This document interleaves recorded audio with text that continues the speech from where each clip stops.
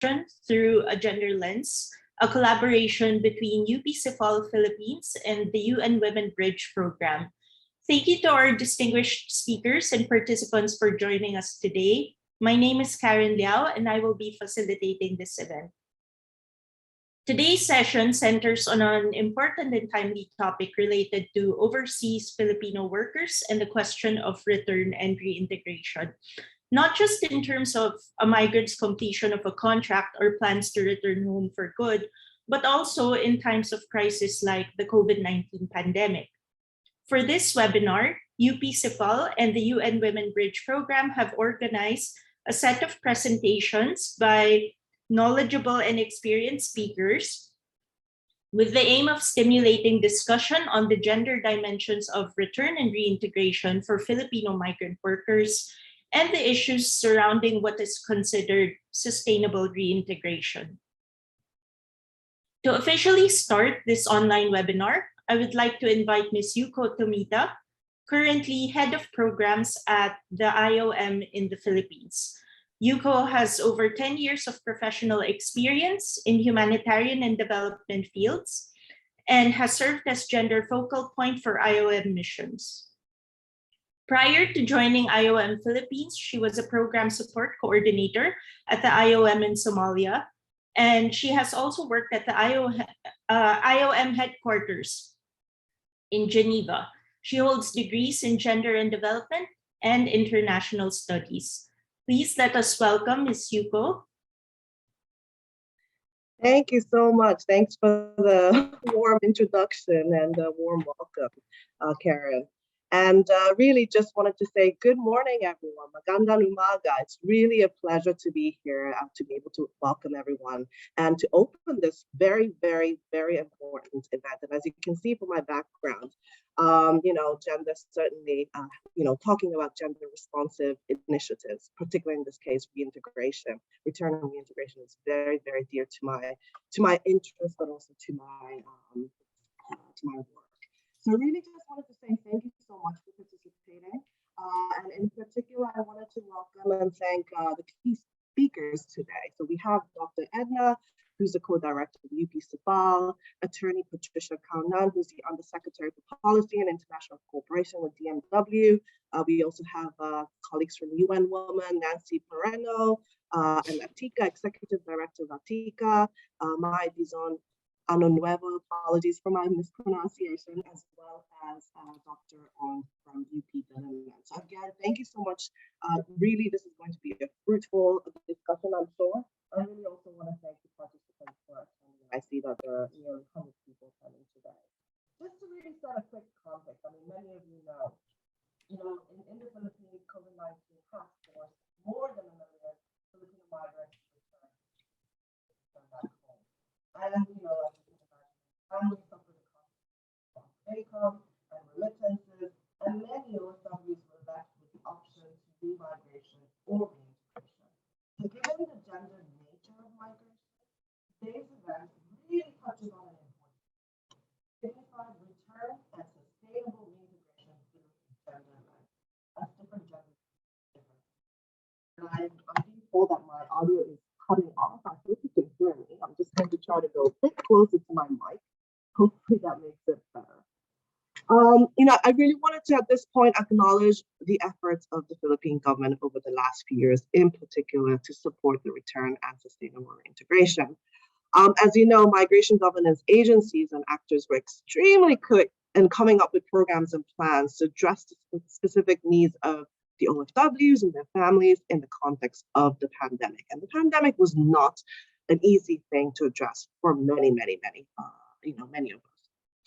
The Department of Foreign Affairs, as you know, and the Overseas Workers Welfare Administration, OWA, made it possible to repatriate hundreds of thousands of stranded Filipinos home, despite mobility restrictions. And I think we all recall how difficult it was to move from point A to point B during that time. DOLA, for instance, also created programs specific to OFWs and families affected by the pandemic.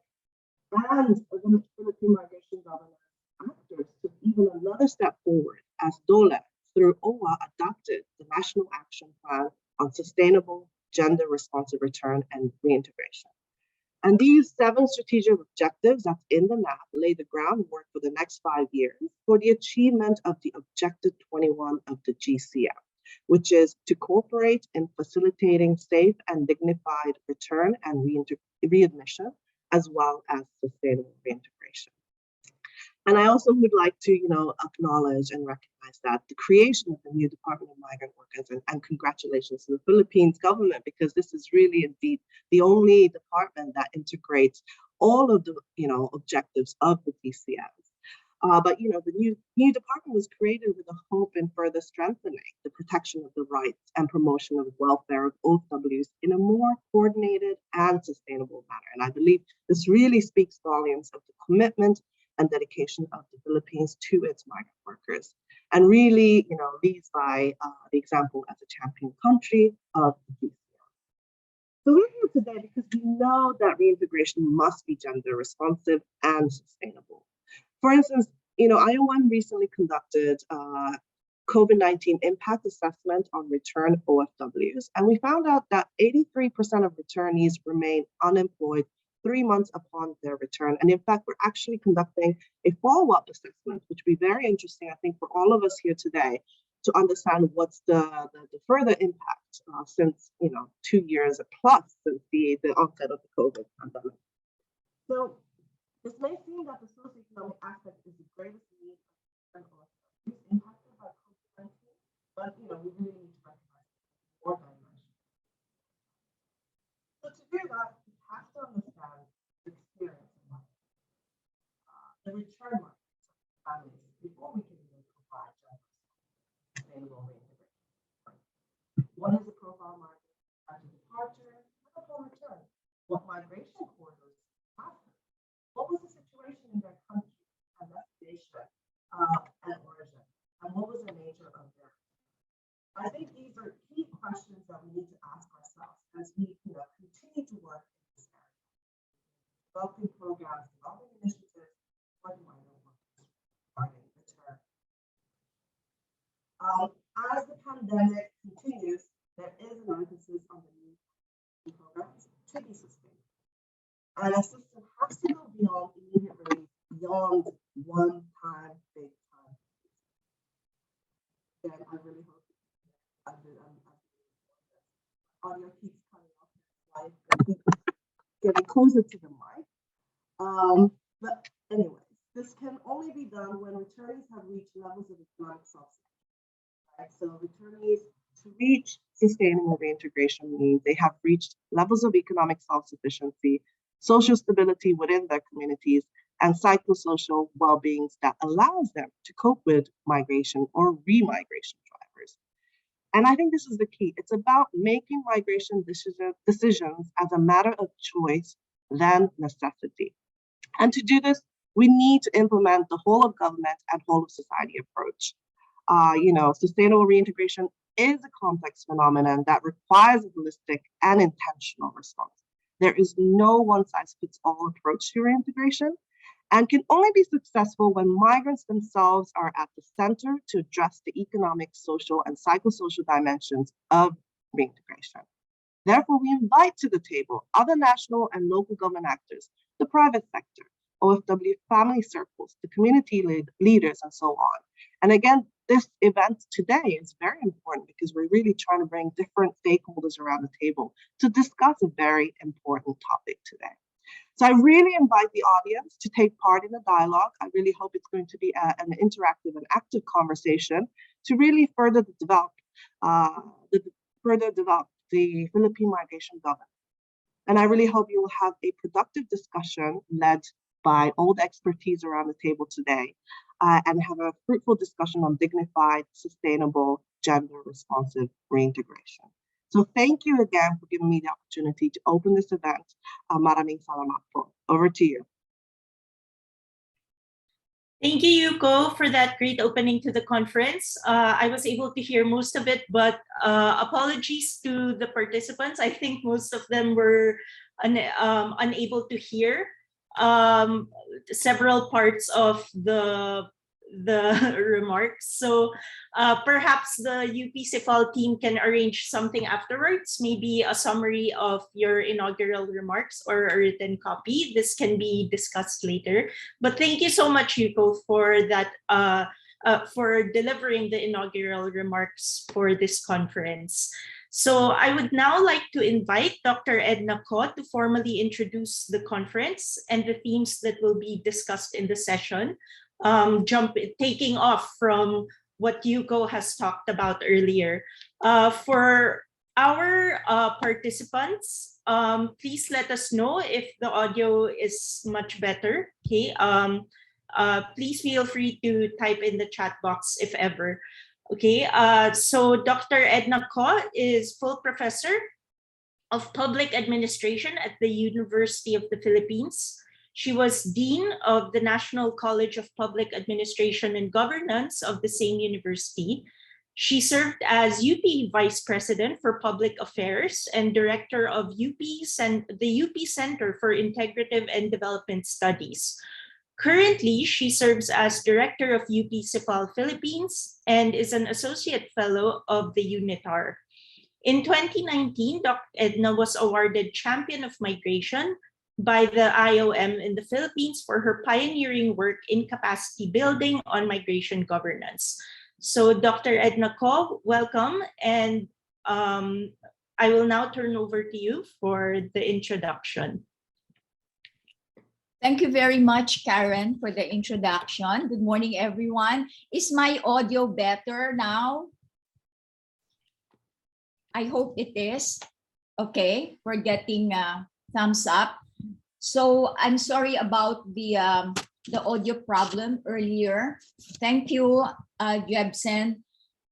First of all, on behalf of the University of the Philippines, CIFAL, Philippines, I warmly welcome and thank everyone who joined us today in this webinar called Dignified Return and Sustainable Reintegration of Migrant Workers Through a Gender Lens. Wow, we're all 120 plus. Thank you for joining us. Everyone seems to be up and about on the migration and gender issue. Hopefully today, we turn out a vibrant discussion on a timely and challenging topic that faces the Philippines in a time when the new administration embarks on migration governance. I am sure that with the newly created Department of Migrant Workers, or the DMW, we all are upbeat and positive in celebrating a very interested work that will move the country into looking at the condition of our migrant workers. But this morning, I speak as UP-CIFAL Philippines, which performs a twofold function.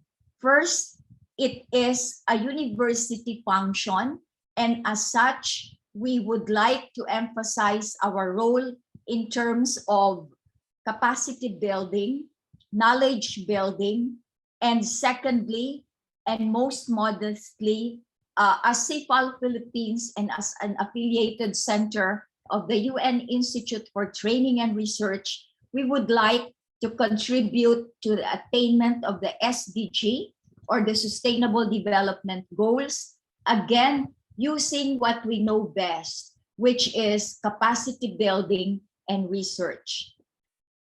In this dual capacity of the institution, I wish to invite our participants to mind and to look into two key challenges.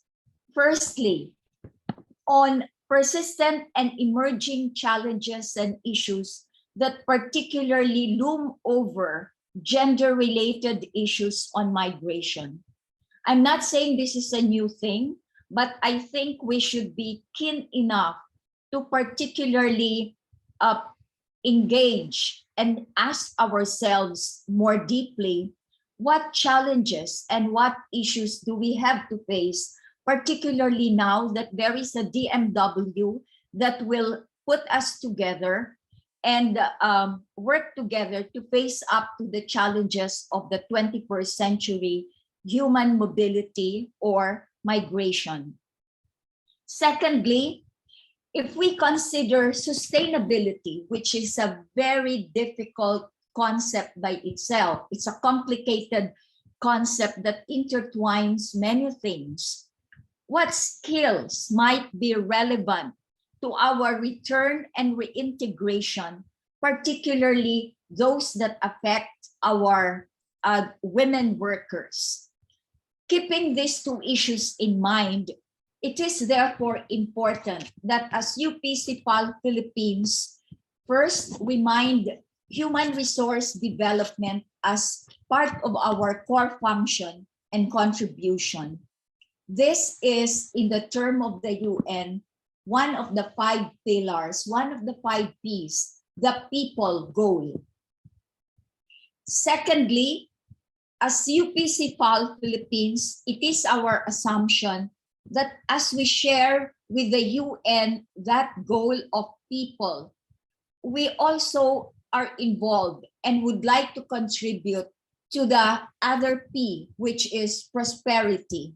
How do we make life better for our migrant workers?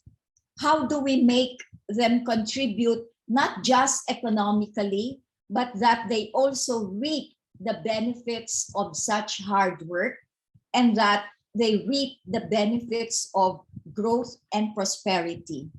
Both goals, people and prosperity, serve as a strong foundation of another SDG, which is peace, peace and strong institutions. How do we build the value of people-focused and inclusive people growth and prosperity into all of our institutions to achieve peace?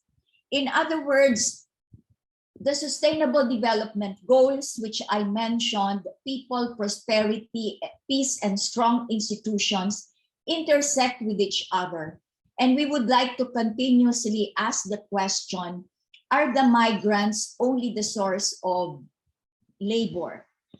In this case, the answer is clearly, it is an unfinished business if it does not connect with prosperity, with peace and strong institution.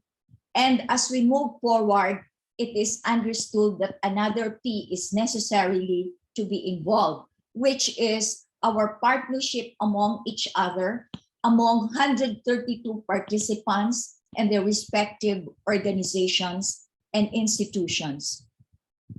It is for this reason, for our mission to be able to contribute to the Sustainable Development Goals, to be able to develop and contribute our capacity building function as a university and as CIFAL Philippines, that we are so earnest and happy to partner and to collaborate with the UN Women. And by the way, would like to primarily thank the UN Women for helping us put together this particular webinar.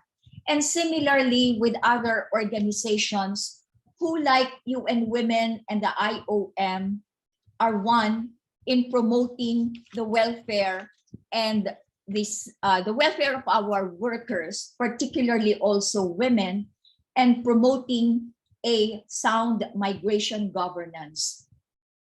As a university, we challenge ourselves how we may play out our role in a continuous inquiry through, first, a database building, as well as knowledge building and the transliteration of such knowledge pieces to build better the capacity of migrant workers themselves, including their capacities that would prepare them if and when they so decide to return and to get reintegrated in their home country.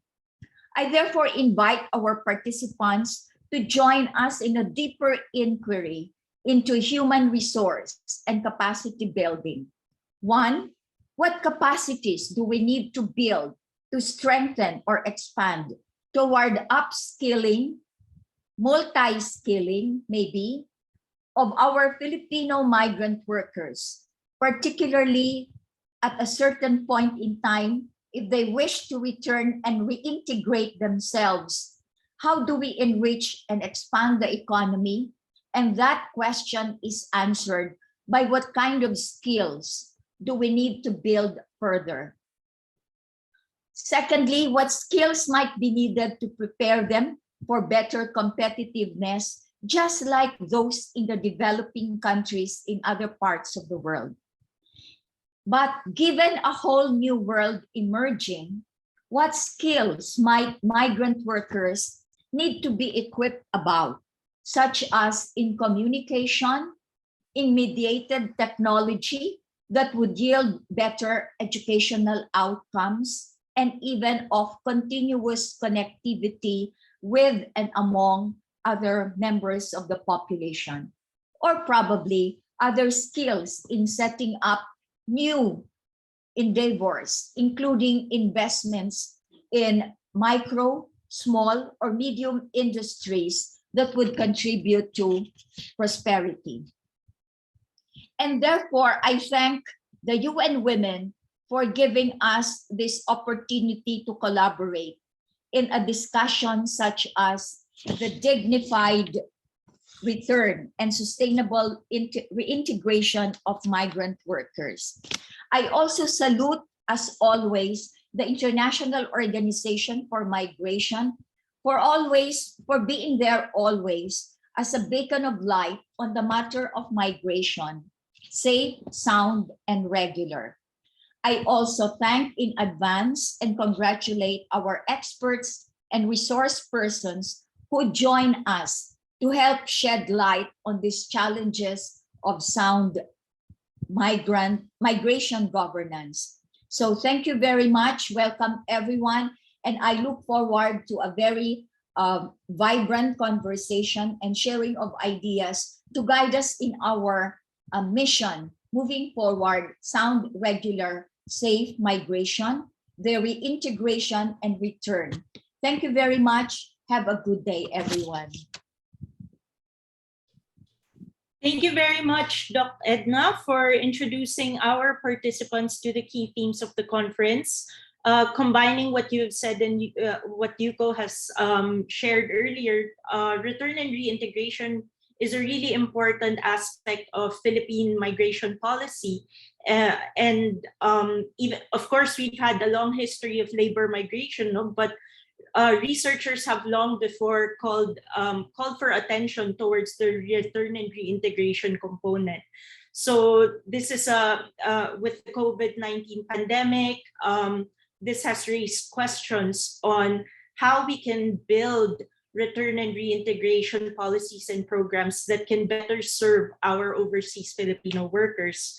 And for this conference, what is also timely and relevant is really the question of how we can make migration policies and programs speak to the gender dimensions of labor migration. So in what ways does return and reintegration apply to particular groups of people along age, gender, occupation and class, and so on and so forth? So along these lines, and also the theme of sustainability, in a sense, how can we think about return and reintegration not just in terms of what can be immediately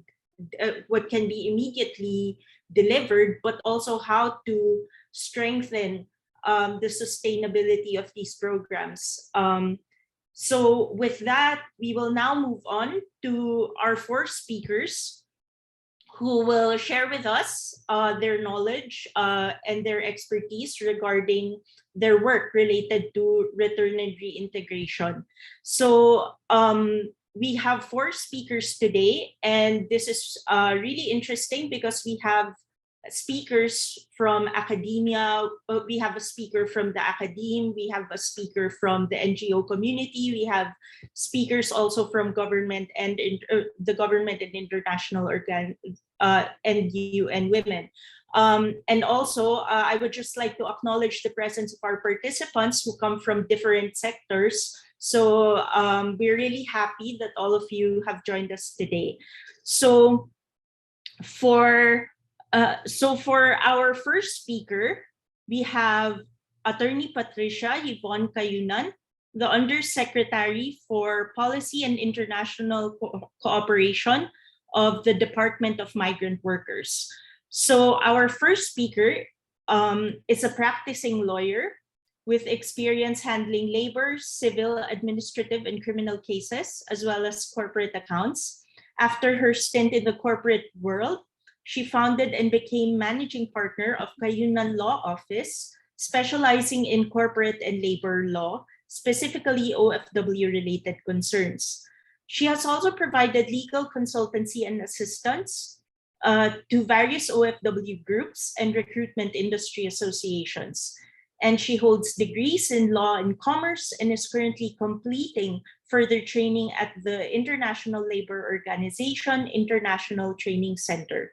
So Attorney Patricia, welcome to this conference, and please go ahead with your presentation. Good morning, everyone. Magandang umaga po sa inyong lahat. First and foremost, on behalf of Secretary Susan Toots Ople of the Department of Migrant Workers, we'd like to thank Dr. Ed Nakot and the entire UP-CIFAL for inviting the department in today's event. It is our honor, and we treat this as an opportunity for us to present the department's plans led by our secretary. And I am very sure that everyone knows that the secretary, Susan Toots Ople, before she became secretary, is one of the fighters for the protection of the rights of our migrant workers and the promotion of their welfare. I'll be sharing a slide. I hope that everyone can see it.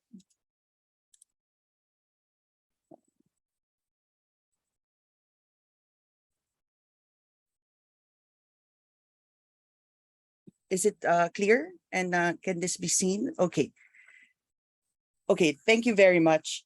So to start the presentation of the Department of Migrant Workers, I'd like to start first with sharing the vision for the Department of Migrant Workers. As enunciated by our secretary upon her assumption of office, she said that the Department of Migrant Workers is the home of the OFWs, the home of the Filipino migrant workers in the government. And the main pillar of this home is promotion of welfare and protection of the rights of Filipino migrant workers.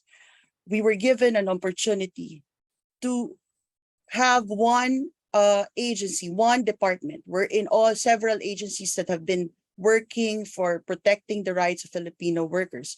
They have been consolidated under this Department of Migrant Workers. So this home, as any home, should be not only comfortable, but in a way would take care and protect our Filipino migrant workers. So with regards to the GCM commitment of ensuring safe and dignified return and sustainable reintegration, I'd like to present first the previous efforts and the current efforts of the department and its attached agency, Owa, with regards to the Uwian na COVID-19 response or the repatriation efforts during the pandemic. As we all know, Owa, the Department of Labor and Employment, and of course the Department of Foreign Affairs, they were at the forefront of ensuring that our Filipino migrant workers return safely to our country. OWA provided airport assistance, quarantine monitoring, transportation, and even financial assistance to our Filipino migrant workers who were repatriated.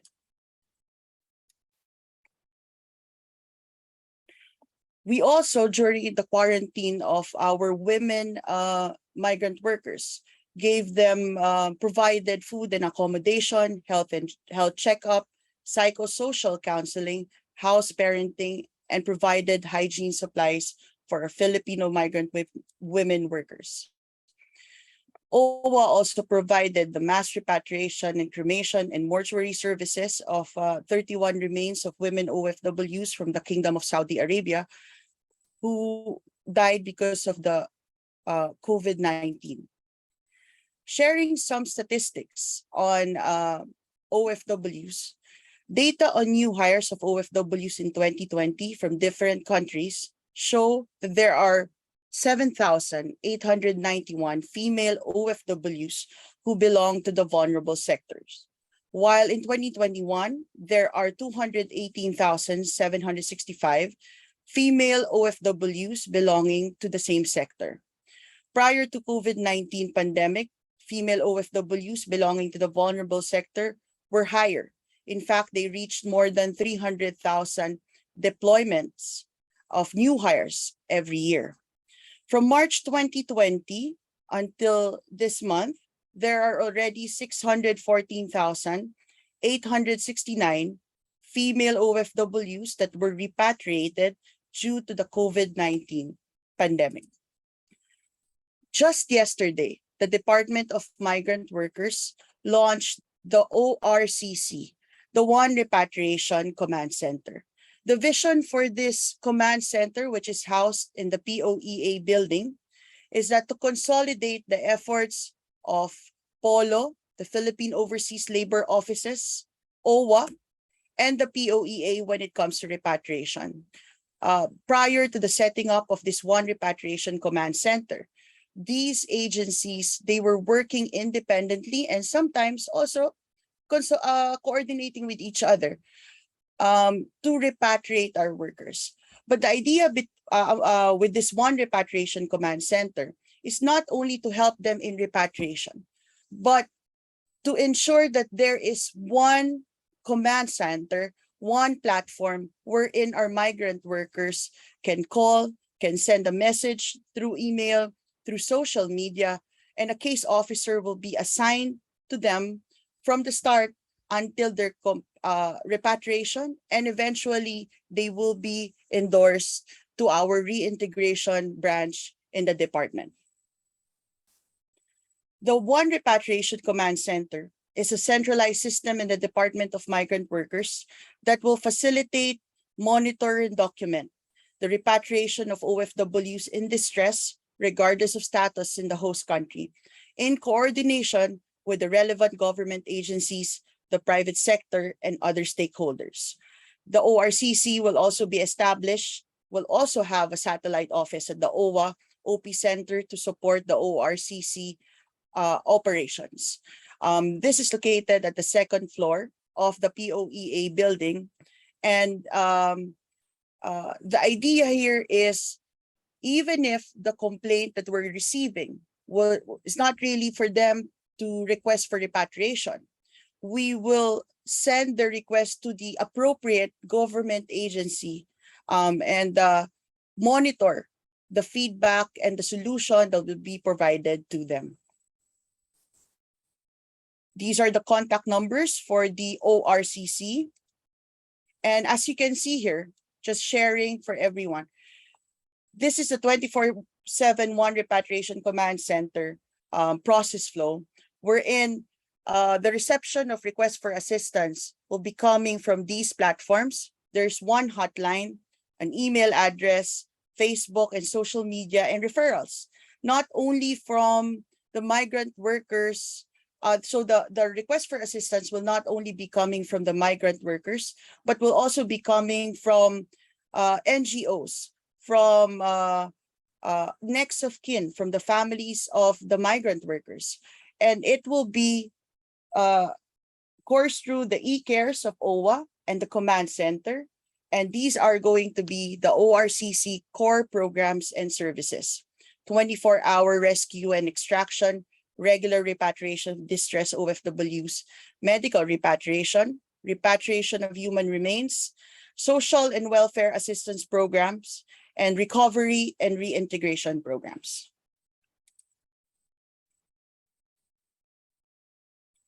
So the department would want to extend this message to the NGOs and the Filipino community leaders that we need your participation and assistance and support in ensuring that our migrant workers are aware of this ORCC and that they will be able to use this system so that we can easily track, because there's a real-time monitoring of the status of their request for assistance.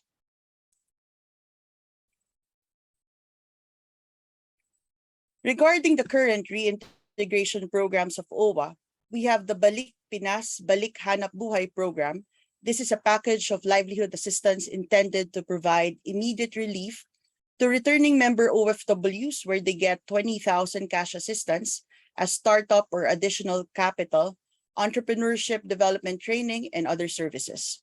There is also an education and livelihood development program, ELAP, designed for the survivors of the deceased OFWs who were active OWA members at the time of their death, as well as families of OFWs who were incarcerated, convicted, and meted out the death penalty in foreign countries. Sharing now the slide with regards to the beneficiaries of these reintegration programs of OWA from 2017 to 2022. For the Balik Pinas, Balik Hanap Buhay program, we have already provided a total of for 71,073 female beneficiaries and 41,834 male beneficiaries. For the ELAP, we have provided 3,433 for the female beneficiaries and 2,064 for male beneficiaries. So the Balik Pinay, Balik Hanap Buhay program is the NRCO, on the other hand, which will be now integrated with the department, has a Balik Pinay, Balik Hanap Buhay program, which is a package that provides access to skills development and upskilling and access to 10,000 startup capital. As of date, they have provided to 14,859 beneficiaries. They also have a program called Livelihood Development Assistance Program. It's created to assist undocumented OFW returnees who were either repatriated from job sites, terminated due to extraordinary and unforeseen events such as global financial crisis, natural disasters, war, and political uncertainties in their country of work. The program also offers 10,000 startup capital, and since 2011, they have provided a total of 18,751, 12,146 of which are female beneficiaries. The Women Reach program, Access to Reintegration Management and Entrepreneurship Development Training, it started in 2016 through the public-private partnership of NRCO with Coca-Cola Philippines to strengthen efforts for women OFWs reintegration and empowerment. Specifically, this aims to encourage women to diversify and grow their micro-enterprises and show that there are economic opportunities available locally.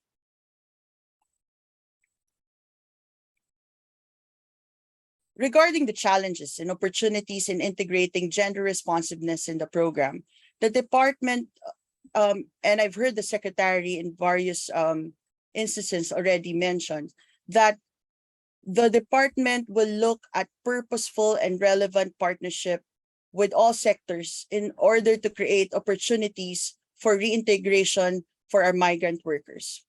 First, constituting an intergovernmental reintegration summit, tapping the potential reintegration of OFWs in the public sector by cooperating with the different sectors of government in placing the OFWs returnees in government positions or participating in the different programs of the government helping out OFW returnees. In fact, under the new team for the Department of Migrant Workers, the reintegration arm will be led by a former migrant worker, former OFW, who has worked in the Kingdom of Saudi Arabia for more than 30 years.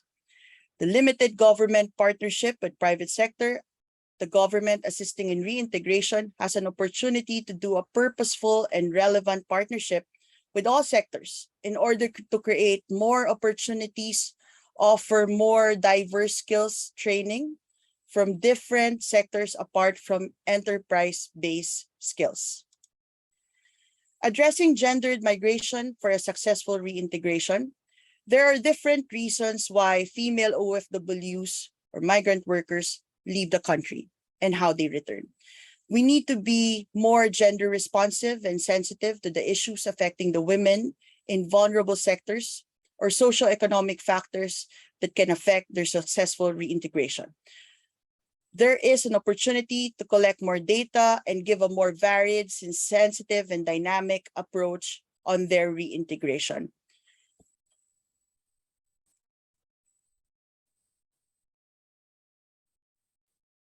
And to end my presentation, we'd like to emphasize as well clear instructions from the President to our Secretary that to not only focus on the migrant worker and the protection of their rights and the promotion of their welfare, but to ensure that there will be programs for the families, especially the children of the migrant workers.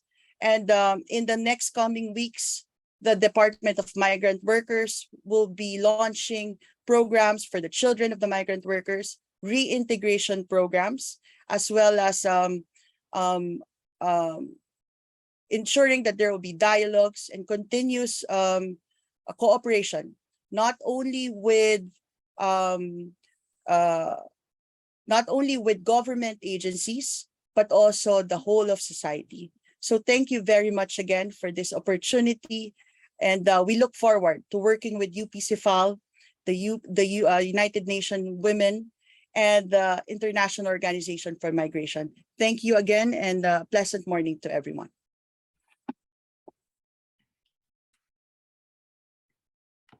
Thank you very much, USEC Patricia, for that very informative presentation and a very updated one also, given that you talked about the ORCC. And this is something of interest, I'm sure, to our participants. There are now participants commenting in the Q&A chat box, so thank you for that. With that also, I want to acknowledge the participation of attendees from other countries abroad. So welcome to this conference, and please feel free to also comment in the chat box if you have any questions for our speakers. We will now move on to our second presentation. Okay. For the second presentation, I would like to introduce our speaker, Ms. Nancy Pereno, who is a consultant at UN Women Philippines. So Ms. Nancy has been working on gender equality and women's human rights issues for the past 20 years. In both her professional and volunteer work experience, she has engaged in direct social work practice, community organizing, research, program administration, and education and training. She recently finished 2 technical papers for the UN Women, one on gender and migration data and the other on gender and reintegration. She is currently a lecturer at the UP Diliman College of Social Work and Community Development, where she teaches graduate courses on social work and migration and women, gender, and social work. So her presentation today is titled Mapping OFW Reintegration and Gender Responsiveness. So Ms. Nancy, thank you for joining us. Please go ahead with your presentation. Yan, thank you very much. Magandang umaga sa ating lahat. Good morning. I just turned on my video to say that, but I will be also turning it off just to ensure that there won't be any hitches with regard my visuals, the PowerPoint slides, and also my audio. So having a little difficulty here with my internet connection. So I'll just turn off my video and start sharing. Okay, so my presentation today is actually an abridged version of the paper that I wrote for UN Women on the same topic, gender and OFW reintegration programs. So the technical paper has 2 objectives. One, it's to map out the existing OFW reintegration programs, and to provide initial notes or directions on how to appreciate them using a gender and intersectional perspective. I should also be upfront about the limitations of this of the paper and also my presentation, that it was based mostly on secondary literature. The listing of the IOM in 2018 was actually the basis of our mapping, but some of the information there we also validated and supplemented by the information available from the internet, especially during the COVID, the acute phases of the pandemic. There were many programs for OFW returnees that of course weren't considered during the 2018 mapping done by the IOM. A second limitation of the presentation is that it will focus largely on the realities of women OFWs, and this will stand for the discussion on the gendered experience of overseas labor migration. Of course, we know that when we talk about gender, this goes beyond the female-male binary, although it's a good starting point.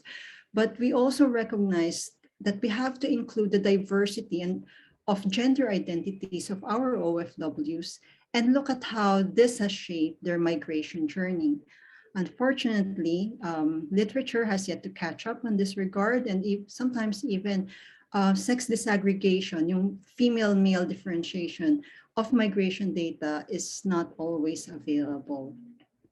So this is the outline of my presentation, just 4 points. The first one is a discussion of the framework or the definitions adopted to refer to OFW reintegration. So the term sustainable, gender responsive, and effective reintegration is actually the term used in the IRR of the law that created the Department of Migrant Workers. So we adopted that to define what is reintegration or the kind of reintegration that we are envisioning for our kababayans. The second one is the result of the mapping of reintegration programs. The third is the situationer, where we are probably now in terms of the gendered reintegration issues highlighted, especially highlighted during the COVID-19 pandemic. And lastly, some recommendations on moving forward.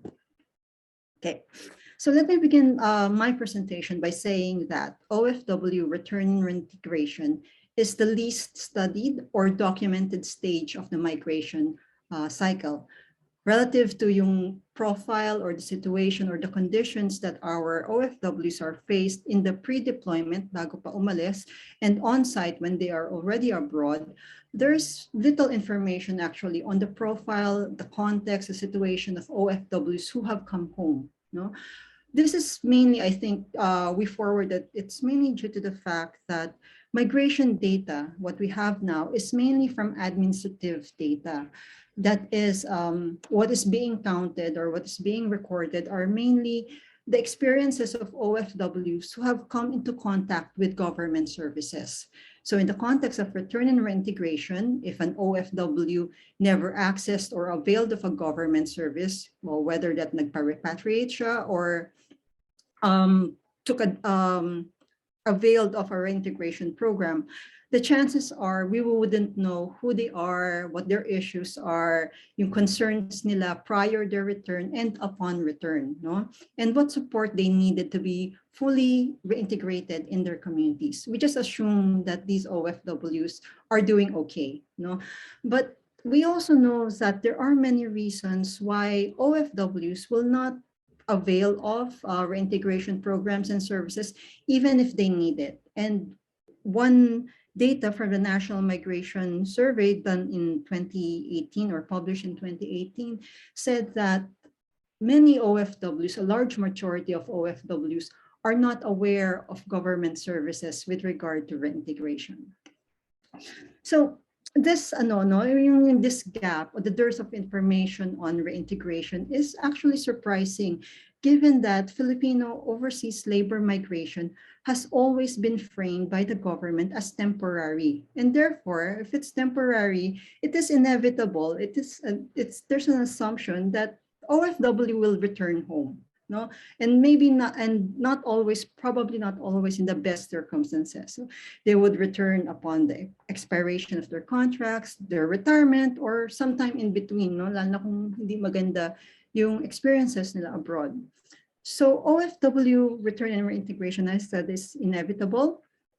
But prior to the current law, yung DMW law natin ngayon, starting with RA 8042, there was not a very concrete definition of what is reintegration. But yung provisions on the reintegration programs in these laws and policies, mentioning, for instance, promotion of financial literacy, livelihood, local employment for returned OFWs, yung harnessing their skills for development aims and ensuring social welfare as pathways.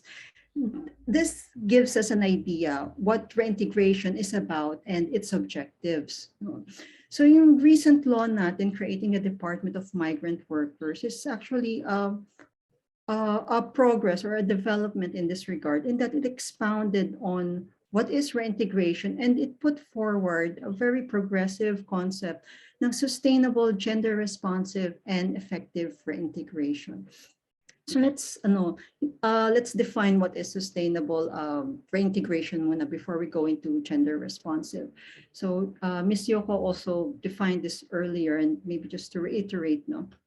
So yung IOM, we took on the definition of the IOM, defines sustainable reintegration as this.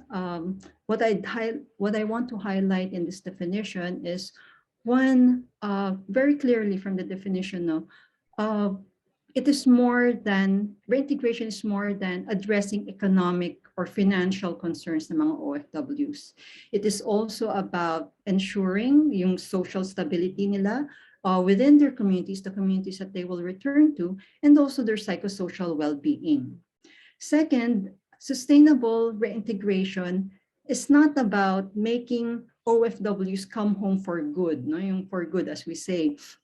But more than that, or beyond that, it is creating an environment, maybe the family level, the community level, or the national level, which will render the decision of families or individual OFWs to work abroad as a real choice. No? Hindi ito yung parang kapit sa patalim type of decision, no? And it's not forced by economic necessity, or maybe it's a choice forced on them because they want to secure a level of human security, you know, to escape violence and discrimination that they are experiencing in the country or in their community. Yeah. Yeah. From the Global Compact on Migration, which is one of the reference policies ng ating DMW law, and this was also mentioned earlier, we see here the range of interventions that we can undertake or can be undertaken to sustainably reintegrate migrant workers. So social protection, services, justice, social assistance, etc. But I also want to point out here another character of the sustainable reintegration that is being discussed in the Global Compact on Migration. It's a key factor doon sa sustainable reintegration is the role of local structures, local government units, when we talk about mainstreaming migration and OFW concerns in development planning. We should not separate migration, see migration as a separate issue from the greater national development concerns that we have. Because people often think of overseas labor migration as an international and national issue. That's why we turn to or demand accountability from national agencies or international bodies. But when we think about it, no, in many instances, and in critical ones at that, in decision-making whether to go abroad or not, overseas labor migration is a very personal and localized issue. The decision to migrate, for instance, is not simply because of income and livelihood concerns. A deeper look, no, might reveal issues of domestic and community-based violence and discrimination, a peace and order situation, lack of economic opportunities for persons of a certain population or of a certain group or ethnicity or gender, which have manifestations dun sa economic empowerment of the person. No, that's why going abroad becomes a choice for them, because they could not find the opportunities or the economic empowerment, the social empowerment na dun sa kanilang community. So things like, whether you can or cannot engage in paid work, the type of employment or livelihood opportunities open to you, your salary, the regard or yung valuation ng family mo for who you are and the type of work that you want to engage in. These are seemingly trivial things, but they are also factors whether the person will feel desperate enough na sumugal to take risks and work abroad. And these are factors as well that should be considered when we talk about reintegration. Because if these things are not changed from the individual, family, community levels, or the national situations are not changed, then that has implications on the OFW's decision to return or not, or to return for good or not. No? So two takeaways, I guess, from the concept of sustainable reintegration. One, migration stages should not be treated as if isolated from each other.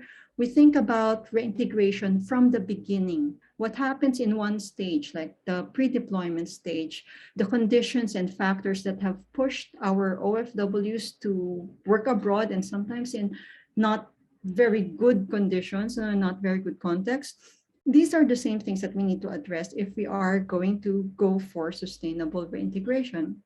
Second, the concern for sustainable reintegration, and in this sense, and in the sense of the first point, should not be confined to migration-focused agencies like the OWA or the DMW na ngayon, and other agencies that are not part of the DMW like the DFA. So if we are to be true to the state policy that overseas labor migration is a temporary measure and it's very much connected, interwoven with national development, then all of us should be involved. It's the whole of government, it's a whole of society approach, especially it's a society where certain mindsets, mamaya we'll talk about gender, are at play that discriminates or violates human rights of our fellow Filipinos. That's why they consider going abroad for work. Okay, so we go now to yung gender responsive reintegration process. So we know that when we talk about gender, it is more than just women. Yeah, okay. It is more than just women. Parang may na-miss out ako na isang slide. Oh, sorry. Ayan. It's more than just women, and definitely it's more than just adding women to program beneficiaries or creating special services for them. So gender equality is not just for women, but for all. When we say gender responsive, or in this case, gender responsive for integration, it's everything that is part of sustainable reintegration, but we layer it with experiences of our OFWs from the standpoint of their gender identities. So when we say gender responsive, our overarching concern or the question that we need to answer is, how can our actions, our interventions, our programs can contribute or result to furthering gender equality and human rights? Whether your starting point, and this is not to say na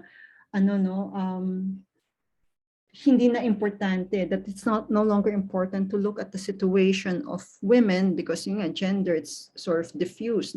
Your starting point can be working with men, working with members of the LGBT community, working with women.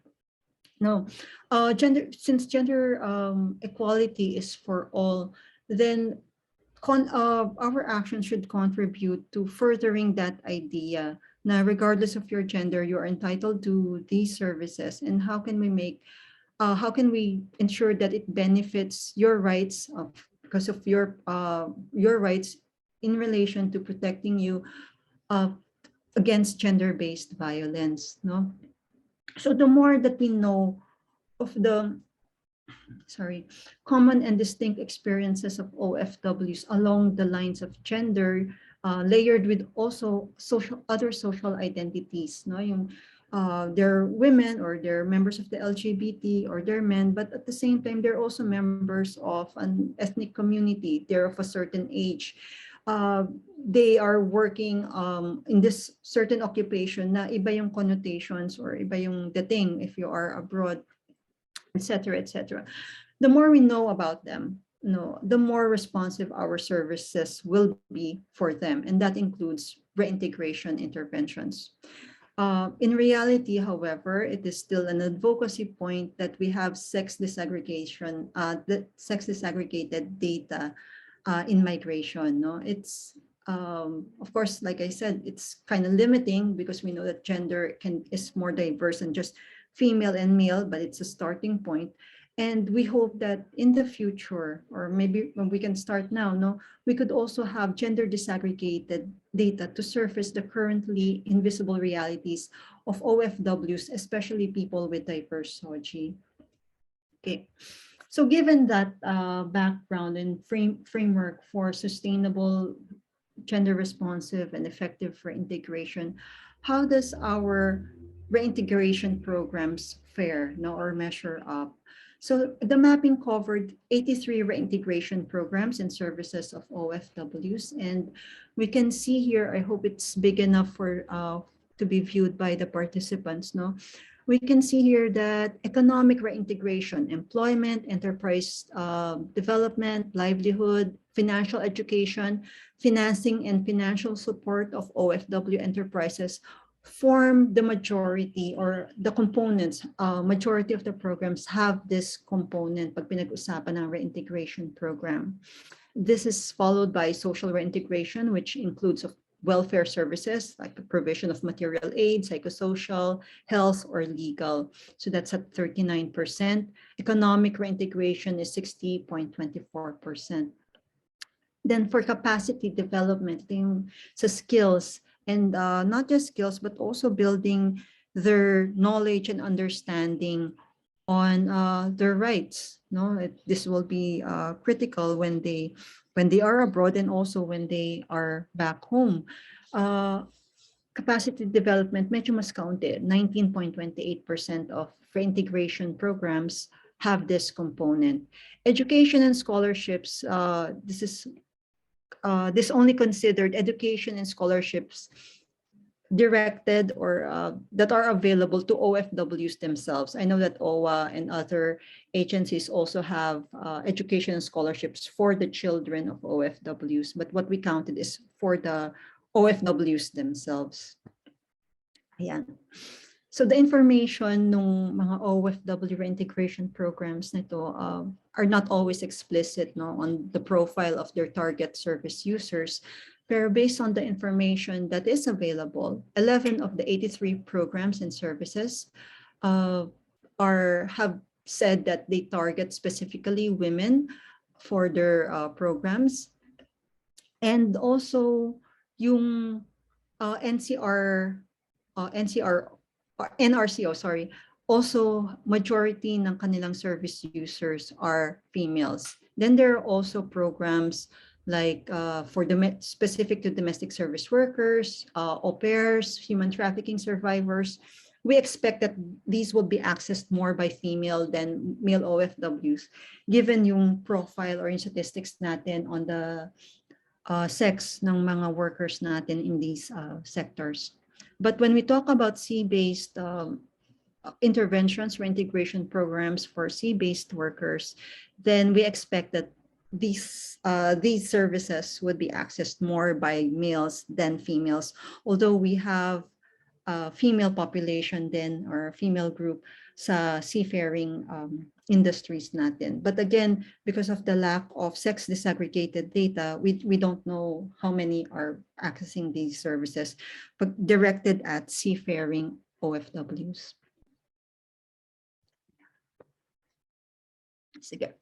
So COVID-19. So COVID-19 is extraordinary circumstances. I would say extraordinary because we've never had a global pandemic of such scale and extent that both sending migrant labor, sending and receiving countries are affected. And malaki talaga yung naging impact on the landscape of overseas labor migration.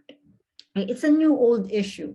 New because it's a new phenomenon that we've encountered, but it's also old because essentially the issues that we are facing is essentially they're the same ones that advocates have been flagging for decades. No, yung issues about death. When we talk about women and COVID-19 and women migrant workers, given that 59.6% of our OFWs are women, when we talk about locally stranded individuals, and it's not just being stranded, no, every day that you are not able to go out and work abroad, that represents a loss of income, maybe yung debt na pumapatong na, and also mental health concerns. And these are affecting mostly women. When we talk about vulnerability to scams, illegal recruitment, trafficking, again, women would be the ones who will be experiencing this. On site, women, our OFW, the profile of our women OFWs, most of them would be working in elementary occupations. And when we say elementary occupations, this including domestic service work natin, which we know is one of the hardest hit employment ng COVID-19. So there were impact on not only on wage theft, hindi sila binayaran, yung treatment ng mga employers nila during the lockdown, etc., etc. Access to healthcare. Probably domestic service workers would not have this, or they're heavily reliant on their employers. And if they're not allowed to go out, then how can they access healthcare? Not only for COVID, but even before COVID, there was a study, 2017 study, that says that ang pangunahing, the primary complaint na nilalapit ng mga OFWs natin, health concern, is reproductive health. So even before the COVID, women need health services, but na-compound siya. It was aggravated, yung discrimination and lack of access to healthcare because of the pandemic. Okay, so while these issues can be arguably said to affect all OFWs regardless of gender, there is a distinct feature or characteristic because our overseas labor migration is feminized. It's mostly women, and given then yung social situation of our women and that aggravate yung kanilang conditions of work while they are abroad. Back home, we look at reintegration services being offered alongside yung gendered expectations of women. For instance, employment and enterprise development. What kind of employment are being offered to OFWs displaced by the pandemic? So a cursory search in the internet, we found that there are pronouncements that there will be jobs in the building, construction, transportation sectors that will be offered, or OFWs will be given priority to these jobs. But these jobs are like mostly oriented towards the male OFWs. Pag enterprise development and livelihood projects naman ang i-offer to women, one, we are not always sure that our OFWs, and this goes for men and women, have the aptitude or the interest for enterprise development. And second, yung MSMEs din naman, lalo na yung retail and food services, were also hard hit by the pandemic. But ito yung usual na ino-offer na livelihood projects for our OFW returnees. And yung social expectation, just because gendered social expectations, so women natin. Could women take in more responsibilities? During the pandemic, we see that women OFW returnees are simultaneously taking on heavier loads of care work, caring and ensuring that the family members are healthy and free from COVID and any other sickness. And on top of that, kung sila yung breadwinner of their families, finding a source of income to provide for the daily needs. Again, the profile of our female OFWs, karamihan sa kanila would be in elementary occupations that do not pay much. And there are also studies and documentations that the bulk of their remittances are actually being used for basic needs ng families nila. We're not talking here of OFWs with high salaries that would have, or we expect would have savings that they can put up, so they can put up enterprises or livelihood projects. Hindi ganun yung profile ng karamihan ng ating mga women. But these are the realities that were aggravated during the pandemic. Okay. So there are many issues, no, from individual and family to the community, all the way to national and global levels, that needs to be figured in and addressed if sustainable and gender responsive reintegration is to be realized. No? Return and reintegration concerns are greatly shaped by the previous stages in the migration cycle, starting with pre-deployment conditions.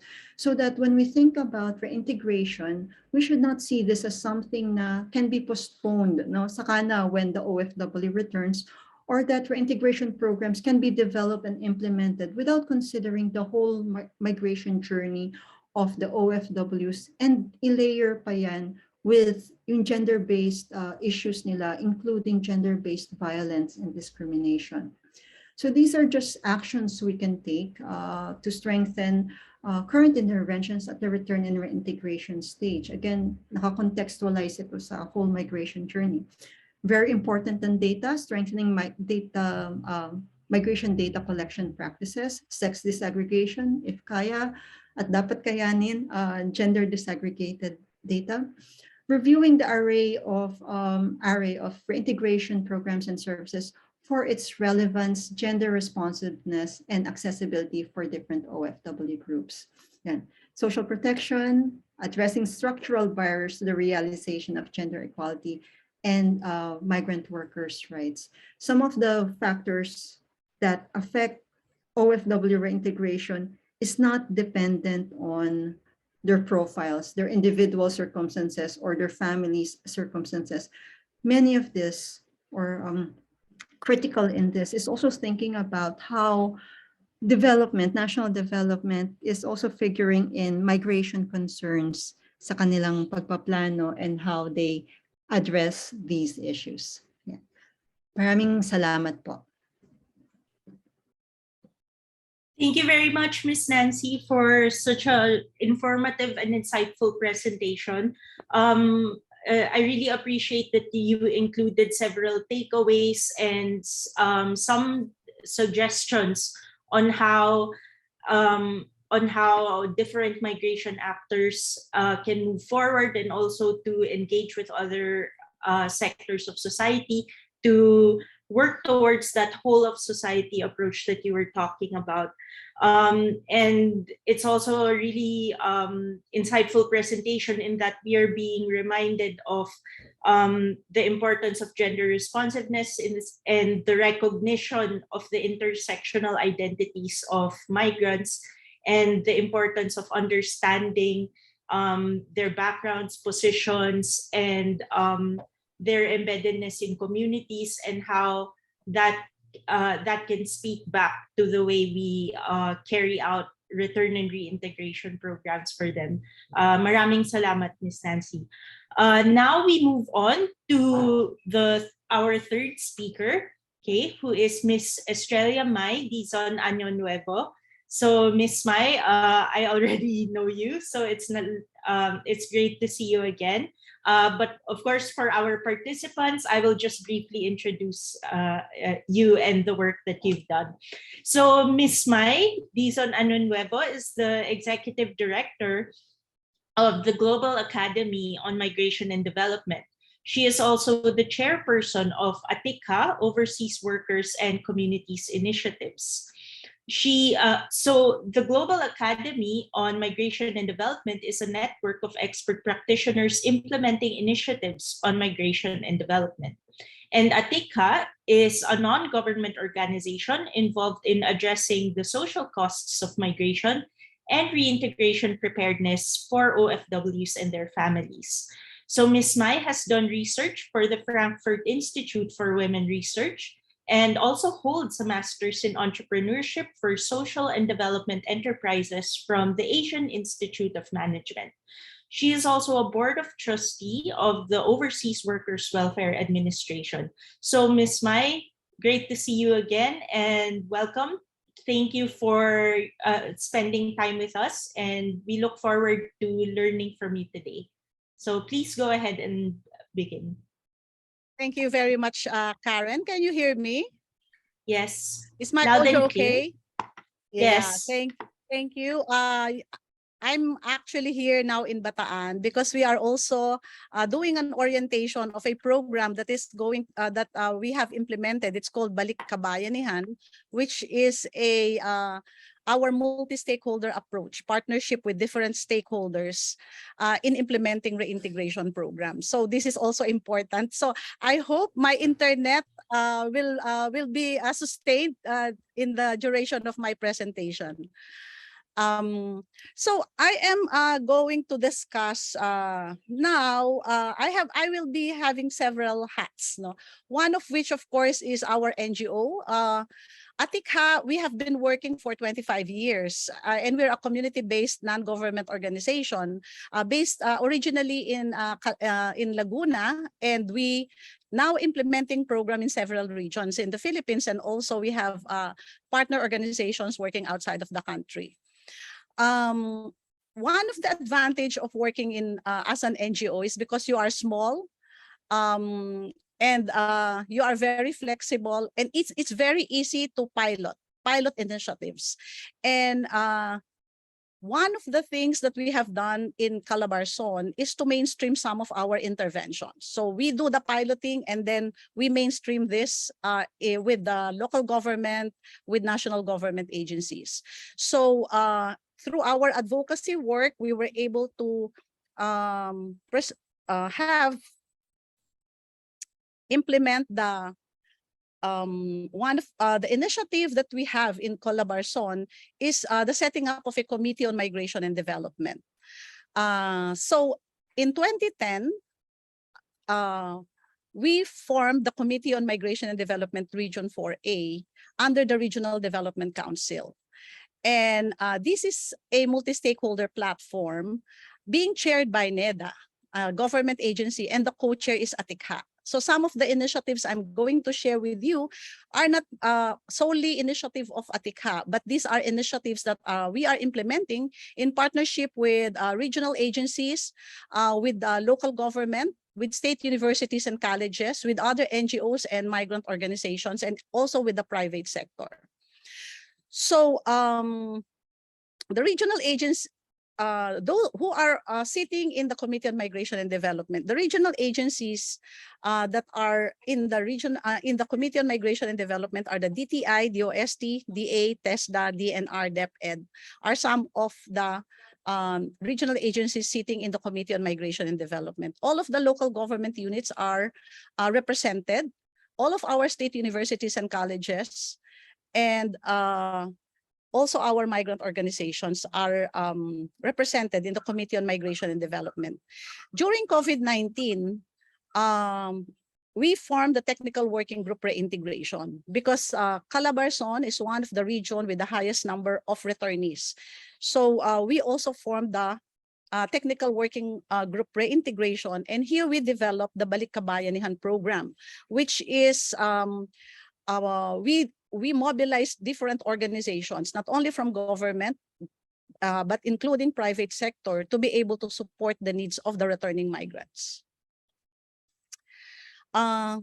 We have agreed together with all of the partners of this implementation strategy when we are implementing programs in Calabarzon. No?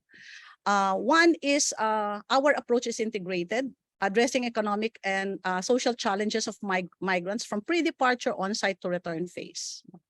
Migration corridor, our interventions is done on both sides of the migration corridor, meaning our local government, for example, they look at where are their migrants are, and we had together with Atikha, we have campaigns, no, that we are also going, for example, in Italy, so that the local government will be able to meet with their migrants, or UAE, and this is very helpful because when they go back, they also create ordinances to support migrants. Multi-stakeholder I don't have to explain that anymore because it's understood, no? Gender responsive.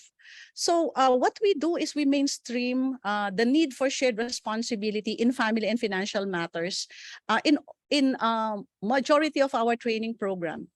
Also, we are conscious that our intervention addresses the social cost of migration on the migrants and families. For example, very early, like 10 years ago, we have already a program on addressing the challenges of children left behind. No, we have a school-based program in addressing the challenges of the children. So for example, in Calabarzon, DepEd has program for children of overseas Filipinos. No? And Atikha, together with other partners, we developed the module for the children to be able to help them address some of the challenges they are confronted with. Rights-based, of course, here we have the migrant organizations, the migrant returnees as partners in all of our intervention. As much as possible, we would like migrant returnee to be integrated as trainers in our program. Development-oriented jobs and business opportunities for migrants in origin province are linked with development priorities of the national and local government. So we discussed, for example, with DA, DTI, DOST, what are their priorities and how can they provide support and assistance to interventions and enterprises of migrants. So through the years that we have been working on reintegration, this is how we are working on looking at the successful reintegration pathway. In the pre-departure phase, the OFW and family, they have to have pre-departure planning, goal-setting, financial planning, and a family strategy in nurturing family relations. No, this should be very early in the migration journey. And I think this is one of the gaps that we have right now. And we tried to implement to address this by having a pre-migration orientation seminar training program, which we cascaded to the local government. That included training not only for prospective migrants, but also the families. No. On site, OFW should have regular savings, capital investment. They should have skills upgrading for employment or enterprise. It means while they are still on site, they have to look into what is their pathway for going back to the country. I agree, entrepreneurship is not for everybody. We have trained a lot of migrants already, and a lot of them realize that. Most of them, they want to be engaged in entrepreneurship, but it is not for everybody. So they should be aware of other opportunities. Unfortunately, since we are not able to absorb them, even if they are very highly skilled, the default is to be engaged in enterprise. So I think that is a gap that we really have to address. No? And while on site, they always have to look into how do they nurture family relations. While on site, the OFW families, they also have a role to play in preparing for integration. They should have responsible caretakers. They have to contribute to family income, because one of the biggest problem we have right now, and it is a challenge to reintegration, is the dependency on the remittances. No? And we really have to work together with the families to address this. Nurturing family relations as well, and skills upgrading. If you notice, in all of our, in the different stages, the family relations is always there, because we know that this is one of the challenges being confronted by a lot of our overseas Filipinos. For example, when I was in Hong Kong, most of the leaders we've met and we have been engaged with, mentioned that more than 50% of them are already separated from their spouses. And they also have some of them have problems with relationship with their children. And if you ask them what is their problem, they will not tell you about their problems in work. They will tell you about the psychosocial issues they are burdened with, family expectations, challenges in relationships. In the return phase, this should be just implementing all of the things that you have prepared for employment, retirement, setting up of business, and adjusting back to family and community life. If they are able to prepare from pre-departure to on-site, then return phase would not be as challenging. And all of this is possible if there is a pool of migration stakeholders that is supporting them and creating the enabling environment for reintegration. We will discuss this further. So at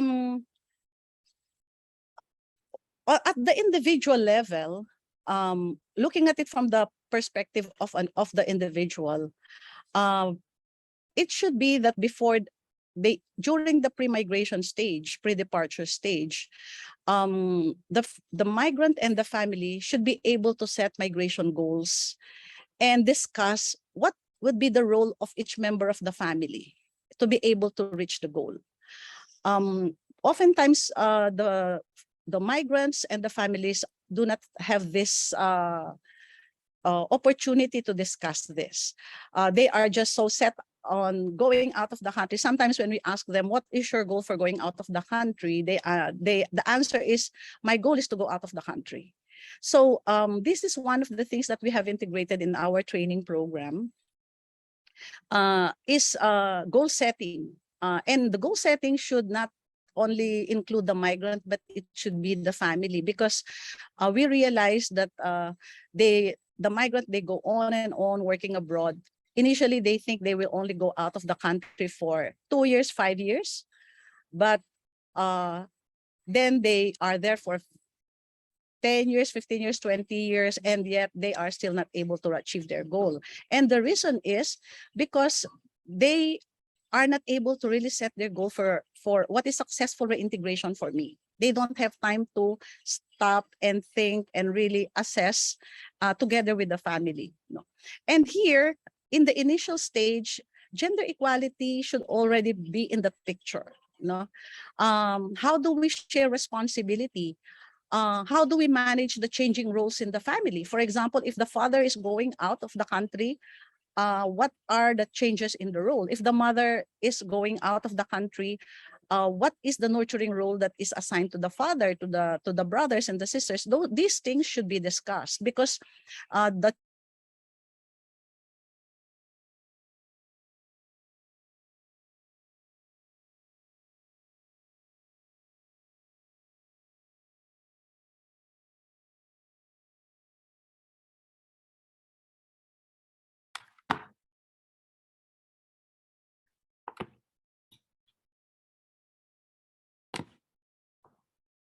Hello, Miss Mai?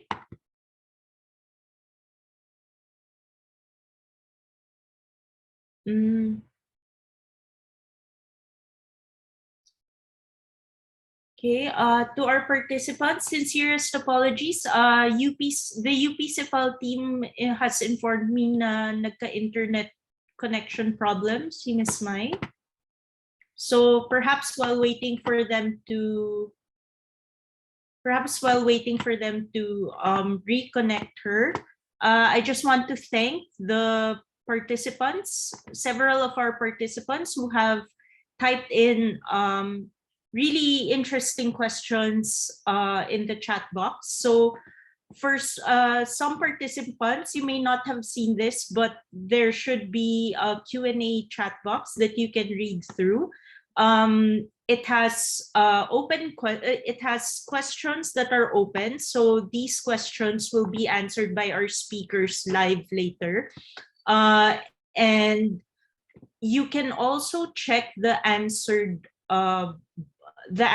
section, because these are the questions that our speakers have answered already. Okay, so that's just a quick reminder.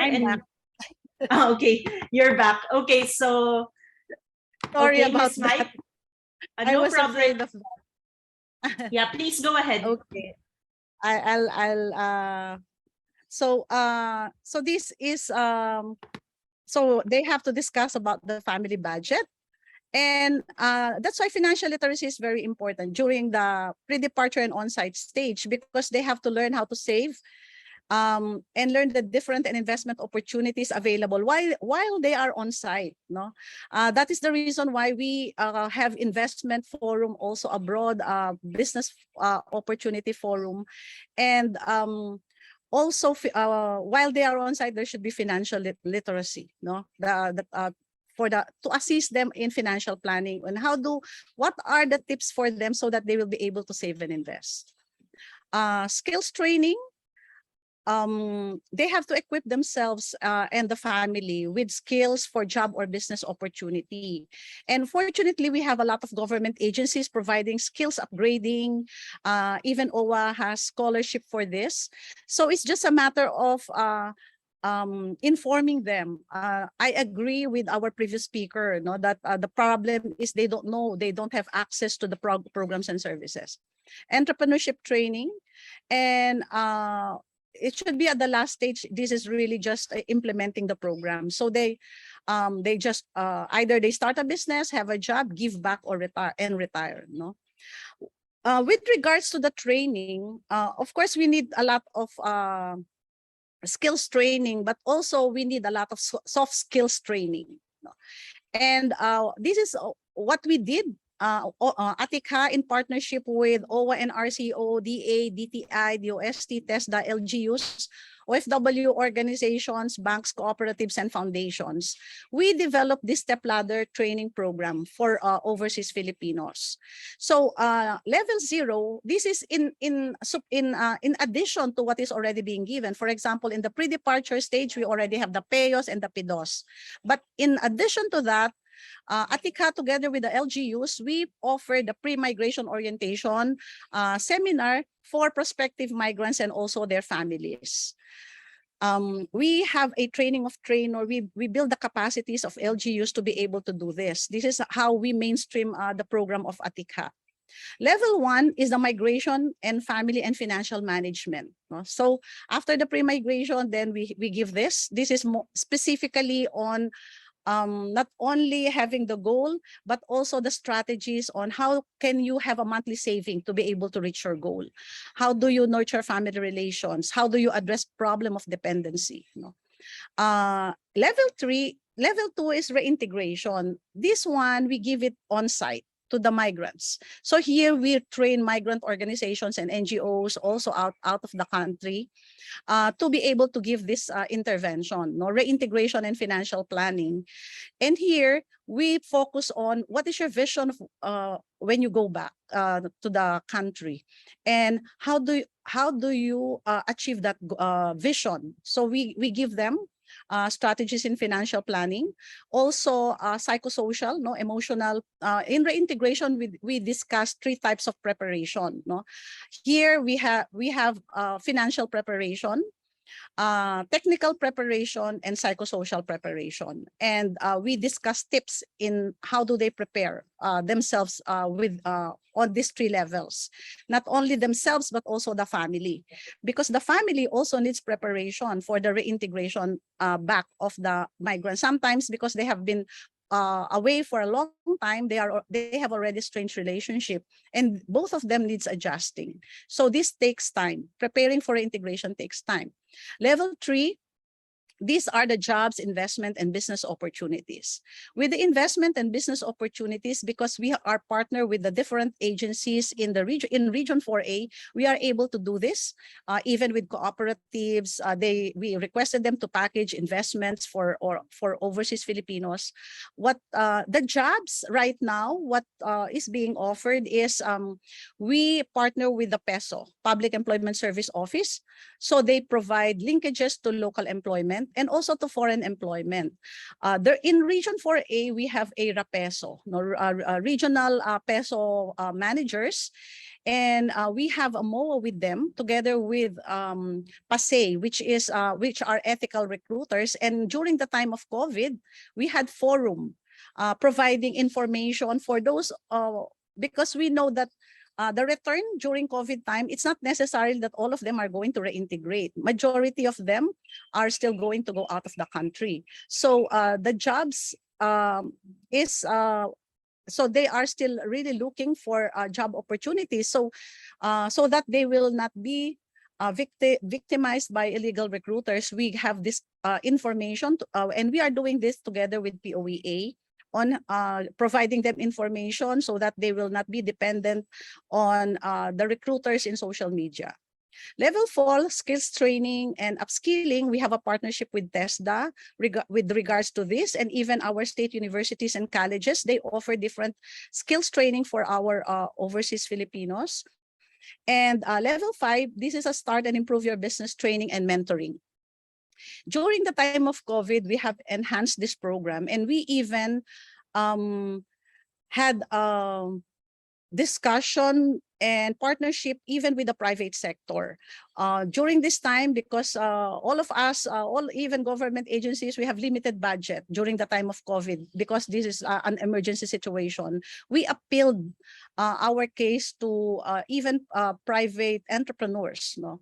And one of the organizations we have tapped is the AIM Alumni Association. And since I'm one of the alumni, I appeal to them to please mentor the overseas Filipinos who want to set up business, because we know training is not enough. No, when you are setting up business, there are a lot of challenges, and it would be good to have a mentor that will assist you in your journey in entrepreneurship. So these are the 3 important players in successful reintegration. Of course, first and foremost is the OFW. No, they have to really have a goal for what is a very specific goal that is achievable, and we can give them this training on how to do this. No, they have to grab all the skills training that they encounter during their journey. In fact, what they have abroad, the skills they gained abroad is also very valuable, and it is an opportunity for them. And I hope the government agencies will be able to factor this in. I know database is one of the things that the DMW is going to look into, and I'm glad about this. No, and the second one, of course, is the family. The family is one of the factors for the successful reintegration. Because even if the migrant, they will kill themselves working abroad, but if the family is not supportive, if the family drains their resources, then it's very difficult. So the family should also be saving and investing.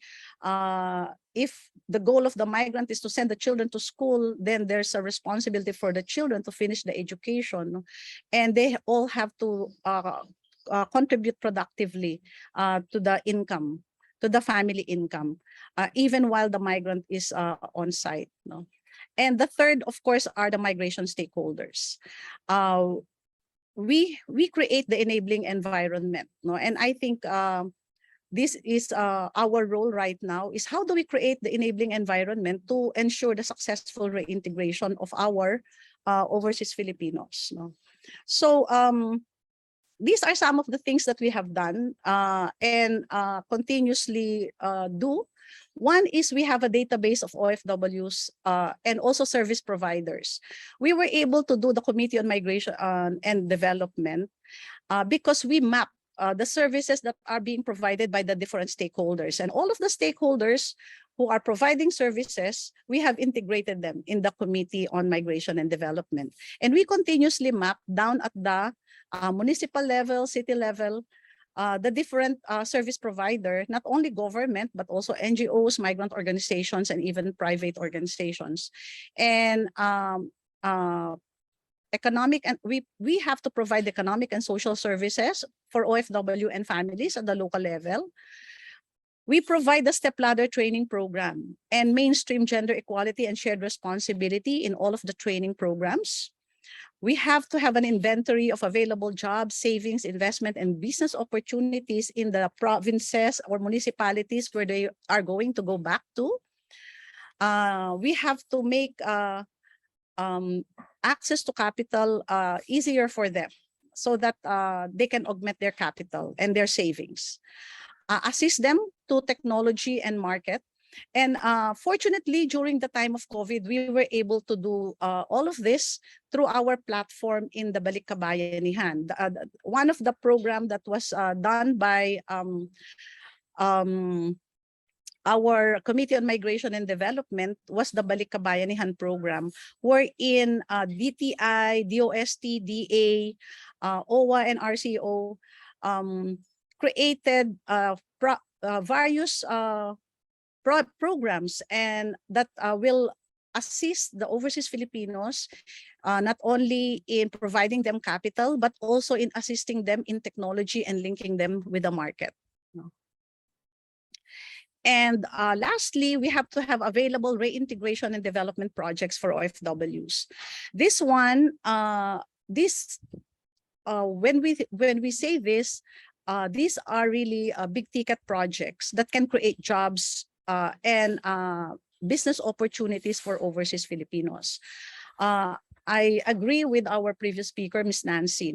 Sometimes our knee-jerk reaction is when they come home, especially for those who are unplanned return or crisis return, is to give them livelihood. We give them, even for example, our program Balik Pinas, we give them 10,000, 20,000. Of course, we know that is not enough. And some of them are not even entrepreneurial, or sometimes they are still undergoing psychosocial challenges and they are not interested in business. So there should be opportunities that can create employment for those for the overseas Filipinos in the region or in the provinces. So right now, for example, in Calabarzon, we have an ongoing agroforestry project for Mount Banahaw, and even also in Western Visayas, we have an agroforestry project in Iloilo. And this is in partnership with DNR. Wherein we are going to develop 30-hectare property in sustainable agroforestry so that it can create jobs and also business opportunities for overseas Filipinos in those areas.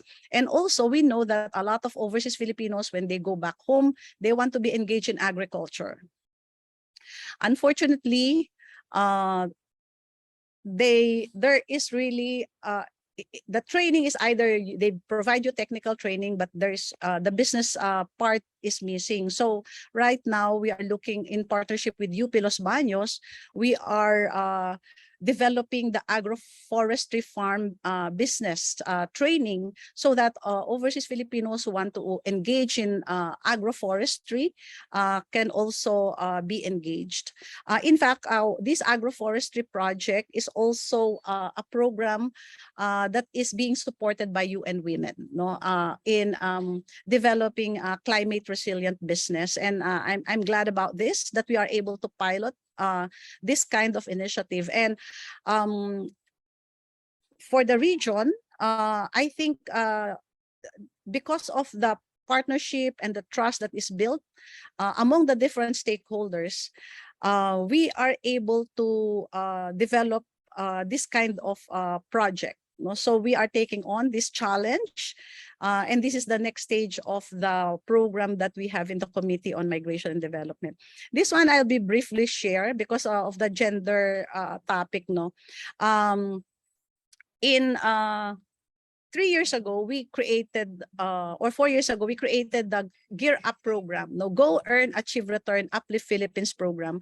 This is a product of also of a UN Women program on reintegration, because we were looking at how do we agree that reintegration should be from pre-departure, but our challenge before was how do we do that? And this is where we developed the step ladder training program. And for the migrant domestic workers, we developed this program, Gear Up, Go Earn, Achieve, Return, Uplift Philippines. And we pilot tested this one with migrant domestic workers from Hong Kong and Singapore coming from Region 3, 4A, 5, and 6. And it is a corridor approach wherein we are linking with the migrants and also with their families in the provinces. And the Gear Up program was endorsed by RDC 4A.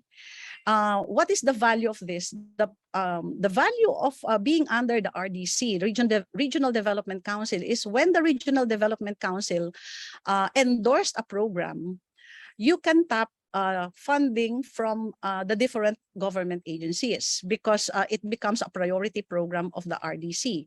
So we had, for example, the province of Batangas, they created a Gear Up Award where they provide best practice in reintegration preparedness for migrant domestic workers, returnees, and their families. Unfortunately, because of COVID, this was set aside because we prioritized on the Bayanihan program. But this one, it is one of the reintegration pathway which we discussed with NRCO and with Owa. No? So we were looking at this like, how can we replicate this and how can we strengthen this kind of program, which is a corridor approach program from pre-departure on-site to return phase. No? And I have been discussing about the Bayanihan. This is the Bayanihan para sa Balikkabayan. It is a partnership program, convergence program of government, NGOs, and private sector to extend the helping hand to OFWs and their families to provide sustainable jobs and business in the Philippines. It is a coordinated initiative at the national, regional, and provincial level. So here, all of the different partners that I mentioned to you, in the Committee on Migration and Development, we are all assisting the migrants, the overseas Filipinos. So for example, when we have a training program on micro-entrepreneurship or in starting your business program, DTI, DA, and DOST, they act as the mentor. So in our training program, it's a long training program. It's a 1-month training program. And we have mentors from government agencies, from private sector. So to ensure that whatever businesses they provide, they are able to have a mentor that can guide them in this journey. Right now, we saw the gap. One of the gaps in the services of OWA is providing funding for this kind of training for our overseas Filipinos, because for the longest time we are just depending on DTI. So we said it's high time that we provide resources in not only training but also in mentoring those who are interested in business, because the value of creating not only small enterprises but also big ticket project is this will create local economic development and provide jobs, and this the jobs that they are able to provide will also provide opportunities for employment. Maybe in closing, I think this is the end. So in closing, maybe there's no one size fits all for the reintegration pathway. No, we need a lot of we need both soft skills, we need hard skills, but the way to go is to really look at what is the character of the migrant or migrants, what are the skills that they have been, what are their skills, what are the capacities, and what are the opportunities in the provinces where they are going to go.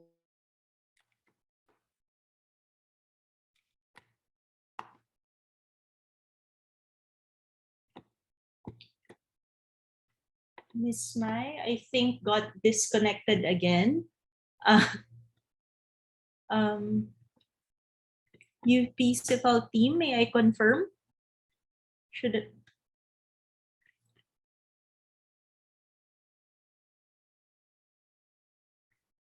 Okay, so Miss Mai once again got disconnected. So while waiting for her to, oh, okay. Apologies for that again. So Miss Mai got disconnected, but it's also time for us to move on to our final speaker. So I wanted to thank Miss Mai because it's an interesting presentation about the work she is doing with Atika and the different kinds of projects they're involved in. So in a sense, it gives us an idea of the range of possibilities that have been done, or what different stakeholders are doing in relation to return and reintegration. So far, we've had 3 speakers, and we we will now move on to the final speaker. Okay, so apologies, no. Yes, okay, so the UP-CIFAL team has informed me that Ms. Mai will reconnect and will finalize her points in the Q&A session. So for now, let's move on to our final speaker, who is Dr. Michelle Ong, currently Associate Professor at the Department of Psychology in UP Diliman. So Dr. Ong has done several research studies on the narratives and discourses on aging among Filipino migrants. So I think this is a really interesting topic to tackle in this conference, no, because it focuses on a very important dimension, no, which is aging. So Dr. Ong's research interests include aging, child rearing practices, childhood, parenthood, indigenous psychology, feminist psychology, critical psychology, embodiment, migration, social inequality, body projects, care work, identity, and discourse. She serves as an expert advisor to the UP Diliman Ugnayang Pahinugod Psychosocial Support Program. She obtained her undergraduate and graduate degrees in the University of the Philippines and her PhD in the University of Auckland. So, Associate Professor Dr. Ong, welcome to our conference, and thank you very much for being with us today. We look forward to learning from you on your presentation titled Leaving No One Behind, Reintegrating Aging Migrant Workers. Please go ahead with your presentation, Dr. Ong. Thank you, Karen. I'll share my screen. Okay.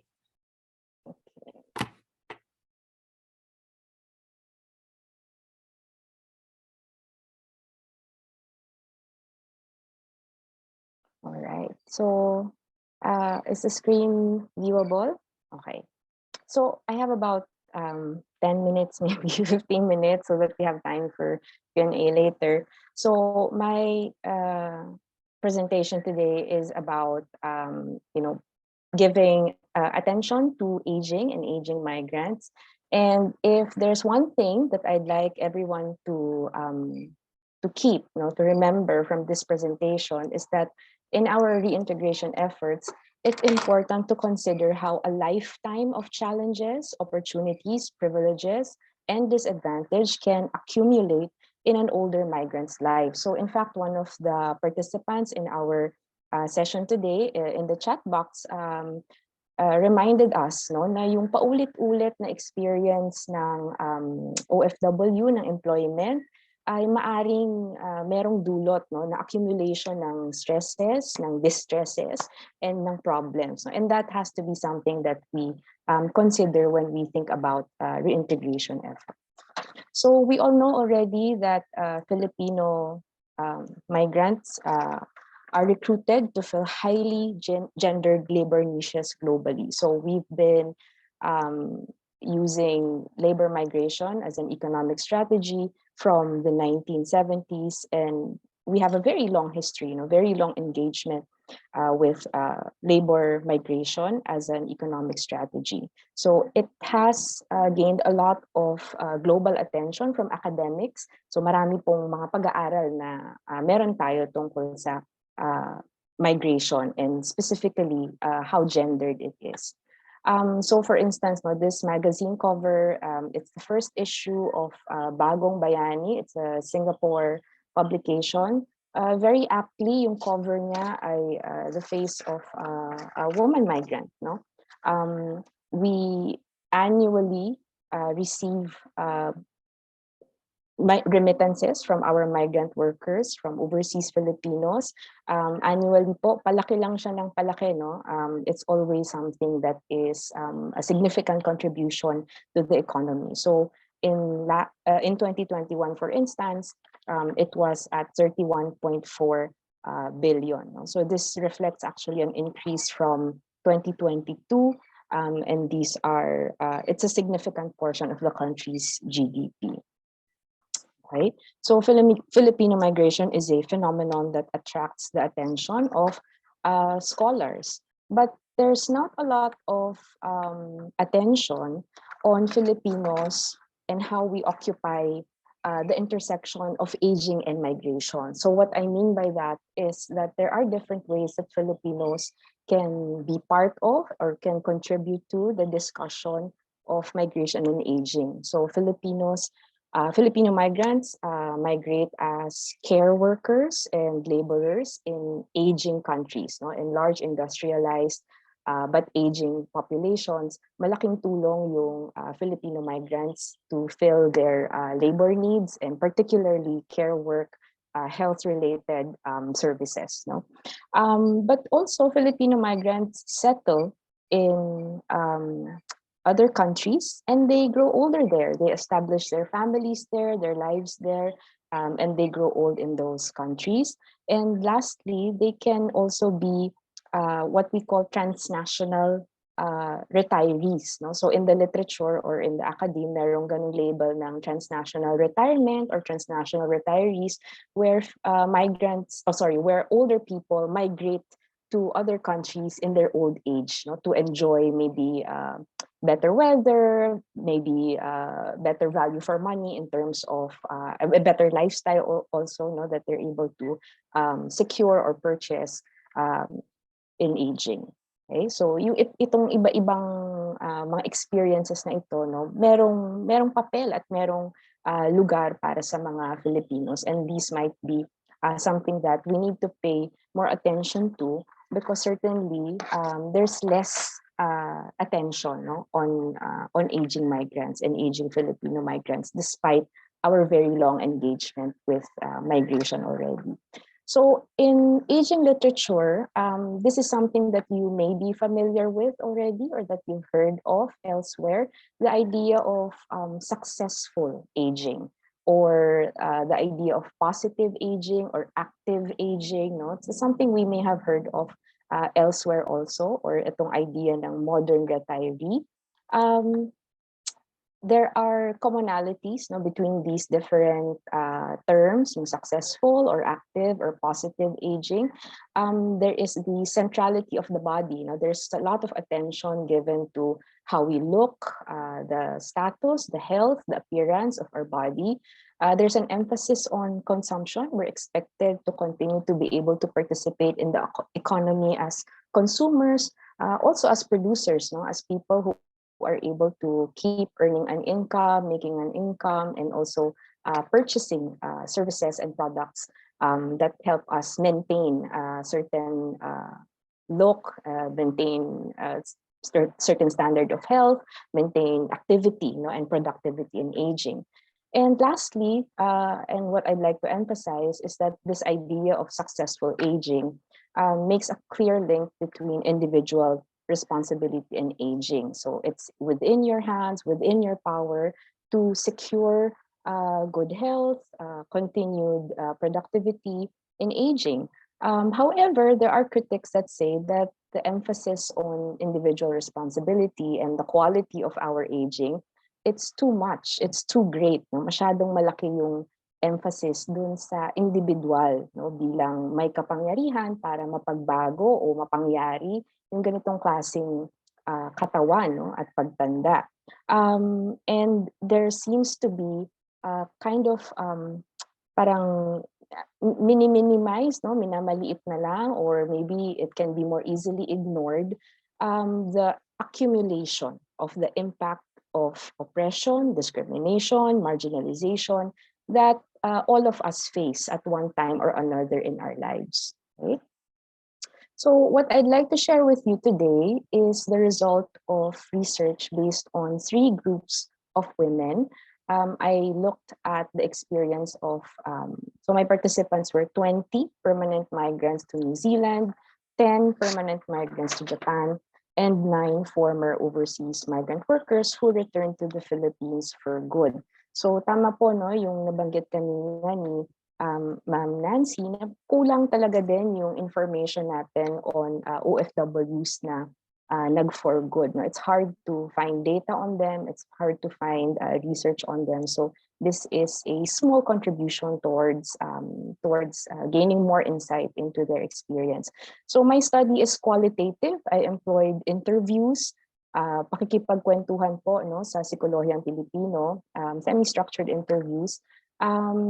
And I have no intention of generalizing. I don't mean to say na itong 39 participants in total represent the experience of Filipino migrants, permanent and temporary migrants.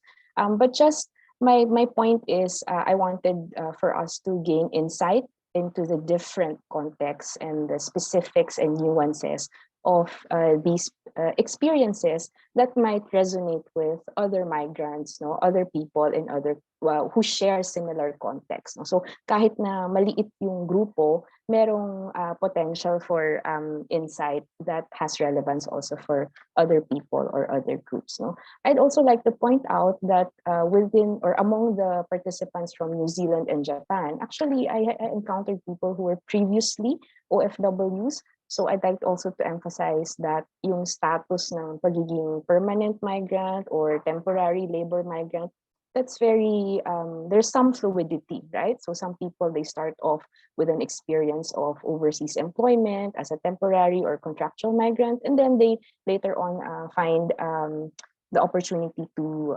move to another country and find permanent employment and settle there. And then from there, sometimes they move to another country. So for instance, yung mga galing New Zealand, they have the opportunity, and some of them will take that, to move to Australia, to move to the UK, to move to Canada, kumbaga kung saan nila nakikita na may better opportunities for them. No? So the contexts are different, the experiences are different. We have, in Japan, for instance, no, iba yung, kumbaga yung ease of accommodating or being assimilated into society is more challenging because of the language barrier that those migrants to New Zealand might not have. No? And then iba rin syempre yung experience ng overseas workers, former overseas workers, because their stay in the foreign country or in another country is really dependent on having employment. No? So kapag wala ng employment, they need to or they must or kung hindi na nila kayang ipagpatuloy yung pagtatrabaho, then they must return home to the Philippines. No? So different contexts, but let's see what kind of ideas or thoughts they have about aging and about growing older as migrants or former migrants, right? So just to show you that the idea of successful aging is something that they don't necessarily articulate or speak of successful aging, but the ideas embedded in successful aging are familiar, no? Nagre-resonate sa kanila, no? And the idea that the body can be how we read somebody's success as a migrant and success in aging is familiar to them, no? So for instance, we have Alice here, former OFW, who said, kino-comment sa kanya, no? Nakakaganda pala doon, mukha kang artista. No? And Helen, also a former OFW, kung hindi ako nag-abroad, siguro baka nagka-losyang-losyang na ako. So here you see that for women especially, and this my focus was on women, merong ibang pagpapahalaga doon sa katawan bilang marker ng success. There's an emphasis on consumption. Nakakapagpaayos ka doon nung nagtatrabaho pa sila abroad. Pag nakauwi ka, bago ka umuwi, kailangan mong mag-ayos. Kasi baka makita ka ng iba, sabihin, ay parang hirap na hirap ito doon. No? So there's a kind of pressure also to consume certain products or services to display a certain look, no? A certain body, no? To indicate well-being, to indicate success. So there's also a clear understanding of individual responsibility. So these are just examples, but certainly in the data, no, I have more instances of people expressing the same idea, where people who failed, no, those who were not successful, naging maluho, no, they didn't take responsibility, hindi sila nag-invest, hindi sila nagsipag, etc. Hindi sila marunong magtiis, no, kaya hindi sila naging successful. Okay? So all in all, sorry. Okay, sorry, medyo napabilis yung click natin. There is this image of the successful returning migrant, no? Where, say, this participant who is a permanent migrant in Japan, no, works as a chambermaid for hotels and also as a domestic worker in diplomats' homes, no? So very well paid yung kanyang trabaho. She has a master's degree, actually. She has a college education and a graduate degree, but she works in a job that does not, where she does not use such a degree. So ang sabi niya, ang tingin ko sa sarili ko, this is my office, 9 o'clock, and then 5 o'clock I go home. Ang importante, pag umuwi ka, no, when you get back home to the Philippines, boss ka. So she has made investments in the Philippines. Ang Filipino mostly keep their money and invest. Yun ang dapat pag nag-abroad ka. Huwag kang uuwi na mukha kang kawawa. No? So this is a clear expectation and understanding of what a responsible and successful returning migrant should do and should be. Okay? So I'd like to show you lang, no, na because of these expectations of success, and because of the strong emphasis on individual responsibility, there are three aspects that become very, very important to older Filipino migrants. So one of these aspects is productivity into old age. So what I mean by productivity is participation in work, particularly paid work, no? For various reasons. People want to work because they want to remain independent. No? There's a poor view or poor regard for dependency. So ayaw nila na nakaasa sila sa welfare. Oh, sorry. Oops. Okay. Ayaw nila mag-depend sa pension. Pag sinabi mong pensionado ka, nakadepende ka lang sa tax ng bayan. No? So she doesn't like that. No? So this is a participant from Japan. And then, sorry, my keyboard isn't cooperating. So yung isa pa, there's a need for continuing to work. So it's not just about status or being regarded as a dependent of the state.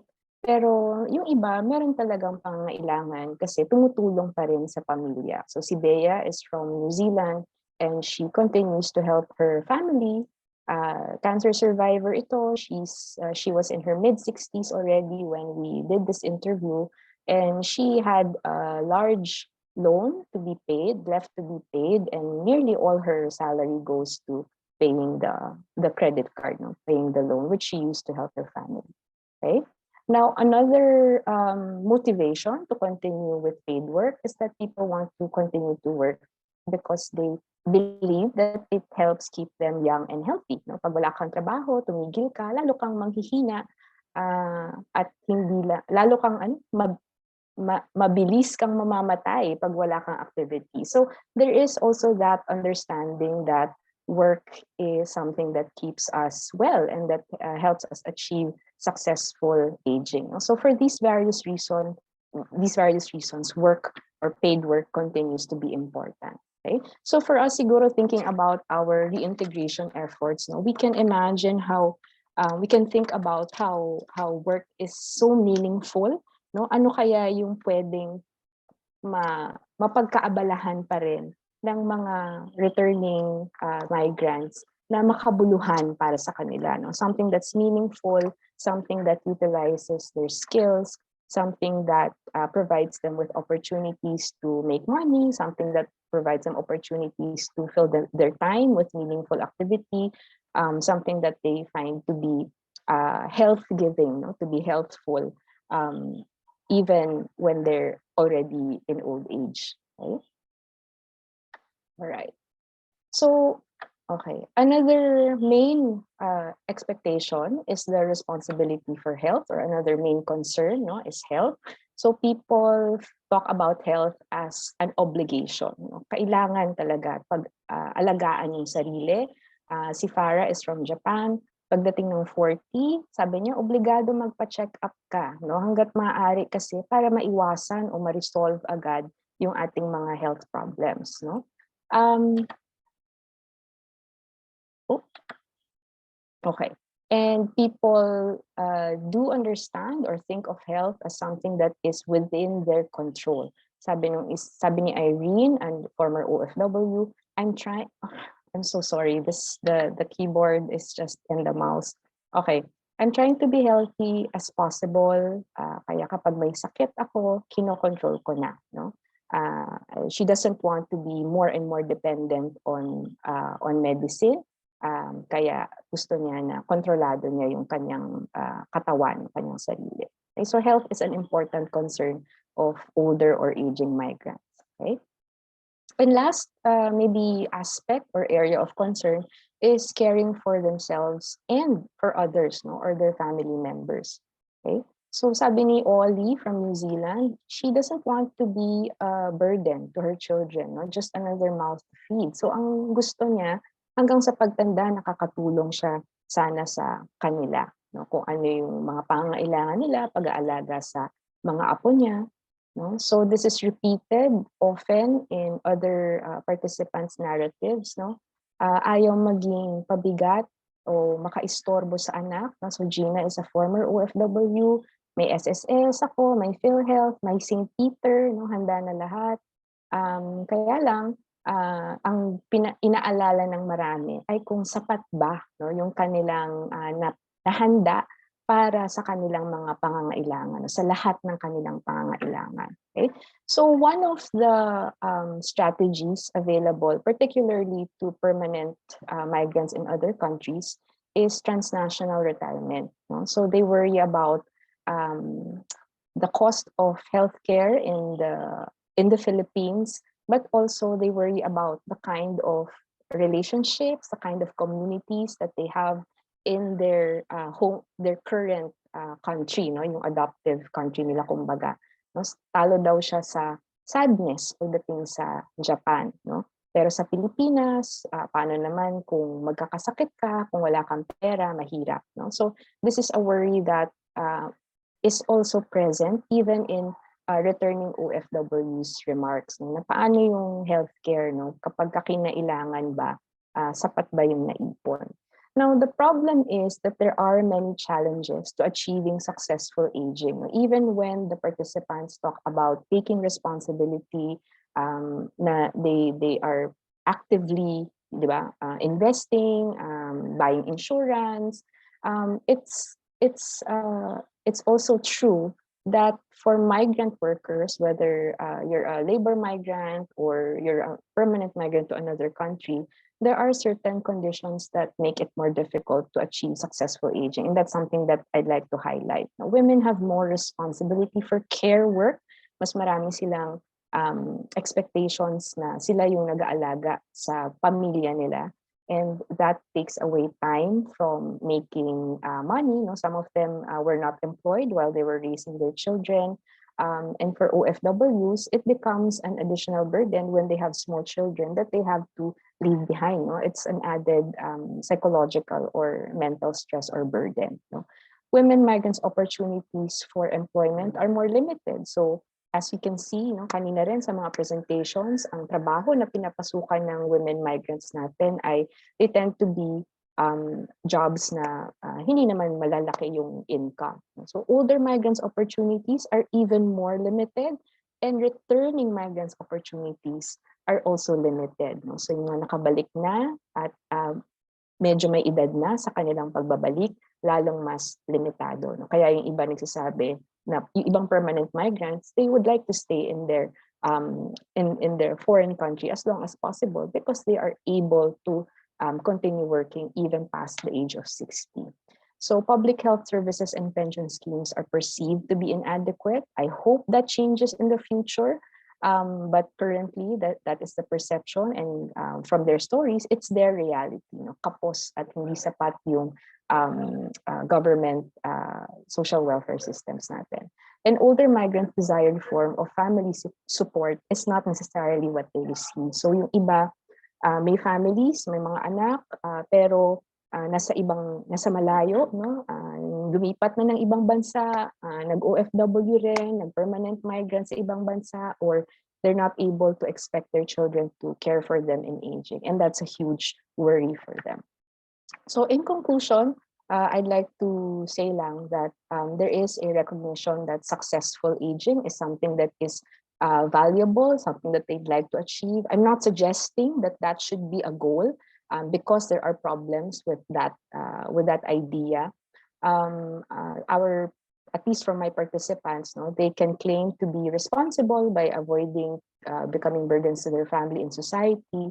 But I'd like to highlight that in their stories as well, no, they do encounter different difficulties and opportunities that make that kind of success sometimes very difficult to achieve. No? I have some participants who have experienced more difficulty than others, no, yung naghiwalay sa asawa, divorce, yung hindi mabait yung employer, no, medyo mas mahirap para sa kanila na ma-achieve yung successful aging na ganito. So maybe we can think about how our reintegration efforts and other services support older Filipinos, Filipino migrants' concerns for health and work and the burden of care, no, who helps them with the burden of care. So I do appreciate actually our previous presenters' emphasis on reintegration starting from pre-departure, diba? Kailangan involved yung family. So ayun po, no? Thank you very much for the opportunity. I have references. There are a few studies from the last decade, no? From the 2010s onward on the matter of older Filipinos. I also have some of my own publications. If you're interested, a lot of them are available online, actually, freely available to download. Sorry, I think my screen just gave up. Ayan. So ito po yung publications. You might want to take a screenshot. A lot of them are already available online, but if you can't find a copy, you can also email me for a copy. Maraming salamat po. Thank you very much, ASOC Prof. Michelle, for such an insightful presentation and very, very grounded in your research work. It says a lot about the different issues OFWs face, no, especially those who are in later life stages. So thank you again for that presentation. Before I proceed with a quick summary and intro to the Q&A, may I know if Ms. Mai would like to wrap up her presentation a while ago with some final points? Maybe last point lang siguro. I think especially now with the Department of Migrant Workers, one of the focus should be creating a committee on migration and development at the national level. No? Because we need to mainstream this. This is like we have this experience in Region 4A. Oftentimes, migrants will ask, bakit kami wala? So we hope that we will have a committee on migration and development, a multi-stakeholder platform that looks at the impact, the challenges and opportunities of migration and reintegration to local economic development, no, to the development of the migrants, their families, and also their communities. So that's it. Thank you very much. Thank you very much, Ms. Mai, for your final remarks regarding your presentation. And I would just like to thank all of our speakers for today's conference. No, we really had we listened to 4 really good presentations, very informative, very insightful. USEC Patricia gave us an overview of what's changing in the DMW with focus on the ORCC. So that really, I think that that caught the interest of many of our participants. So maybe we will revisit some of their questions later on. Miss Nancy, Miss Mai, and Doc Michelle's presentations were also really called attention to important aspects about OFWs and their experiences of return and reintegration. I particularly appreciate how all of their presentations actually speak to each other. So Miss Nancy focused on the gender responsiveness of return and reintegration programs, And she also highlighted the particular issues that we still need to pay attention to. Ms. Mai talked about the program she has done for Atika, but I also think it's really important that she highlighted also the families of Filipino migrants and how that factors in with the way we think about what it means for OFWs to return and reintegrate. And finally, Doc Michelle, her focus on aging is really important and very relevant because it sheds light on this particular aspect of migration that was not really previously that that was not really a focus actually. And what's really great is that all presenters looked at return and reintegration in terms of migration stages, but also in terms of life stages, and also the personal journeys of OFWs. And that raises a lot of interesting questions for the discussion. So overall, thank you very much again to the speakers for giving us a particular backdrop on what's going on with Philippine migration policy in relation to return, repatriation, and reintegration. And thank you as well for giving us grounded research and insights on the realities that OFWs experience and how that speaks back to the way we think about return and reintegration. Maraming salamat po. So now we will move on to our Q&A session. I would like to request the UP-CIFAL team to spotlight our speakers. So for the participants, if you have other questions, please feel free to type them in the chat box, and then those coming in, the speakers can respond to them live. So in the meantime, while waiting for some participants to type in their Q&A, maybe we can go to some of the questions that have been raised already. So I think so what I did was I organized some of these questions into themes. So maybe we can maybe I can summarize some of the questions and then I can invite the speakers to respond. So perhaps we can start with the question on access to reintegration programs. So I think there were some participants who pointed out who raised the question of how particular groups of Filipino migrants can have access to particular reintegration programs. So I think there was mention on victims of BAW, undocumented migrants, and undocumented migrants. So I wonder if, I think Ms. Nancy has answered this, okay? So she mentioned that there are reintegration programs for survivors of human trafficking and distressed OFWs. But for OFW, VAW survivors who do not fall under these categories, local institutions should address their needs. So I wonder, if we look at these groups of OFWs, I wonder how we can talk a bit more about making sure that reintegration programs are accessible. Maybe just some ideas from the speakers, if anything comes to mind, on top of what Ms. Nancy has mentioned earlier in the comments.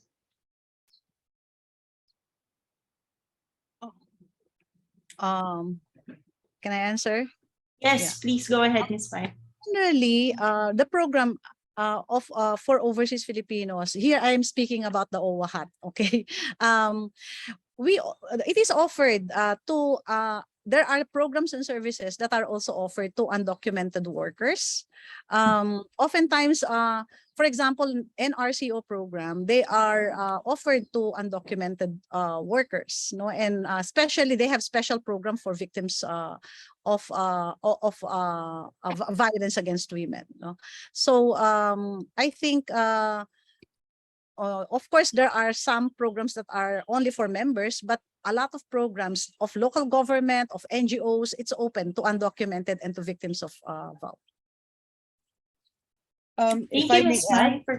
Yes, if I- please go ahead. if I may add to what Ma'am Mai said, as a department, we know that we're not only focused, the department is not only focused on documented workers, and this has to be emphasized. The programs and services of the department will of course cater to documented and undocumented workers, including the reintegration programs under the department and the programs like the NRCO and the new programs that we'll be introducing in the next coming weeks will definitely try to cover those that have been previously not been a part of the reintegration program. So we're very excited to have this a dialogue also with the stakeholders. And the secretary has been mentioning that time and time again, that there is a need for us to have a wider scope when it comes to dialogue and trying to get suggestions and recommendations. Karen, if I may be allowed to say something about the department, there are high expectations. Miss Mai, Miss Nancy, everyone knows. And I'd like to echo what the secretary has been saying, very high expectations for the Department of Migrant Workers. And I know that everyone is also aware that we are still in the process of constituting it completely. But just to update everyone, we have submitted to the Department of Budget and Management our proposed staffing pattern, as well as our proposed budget for 2023. We're already working also on that because the priority of the president is to ensure that by 2023, we have a fully operational Department of Migrant Workers. But even prior to the full operationalization of the department, given that the Secretary Toots,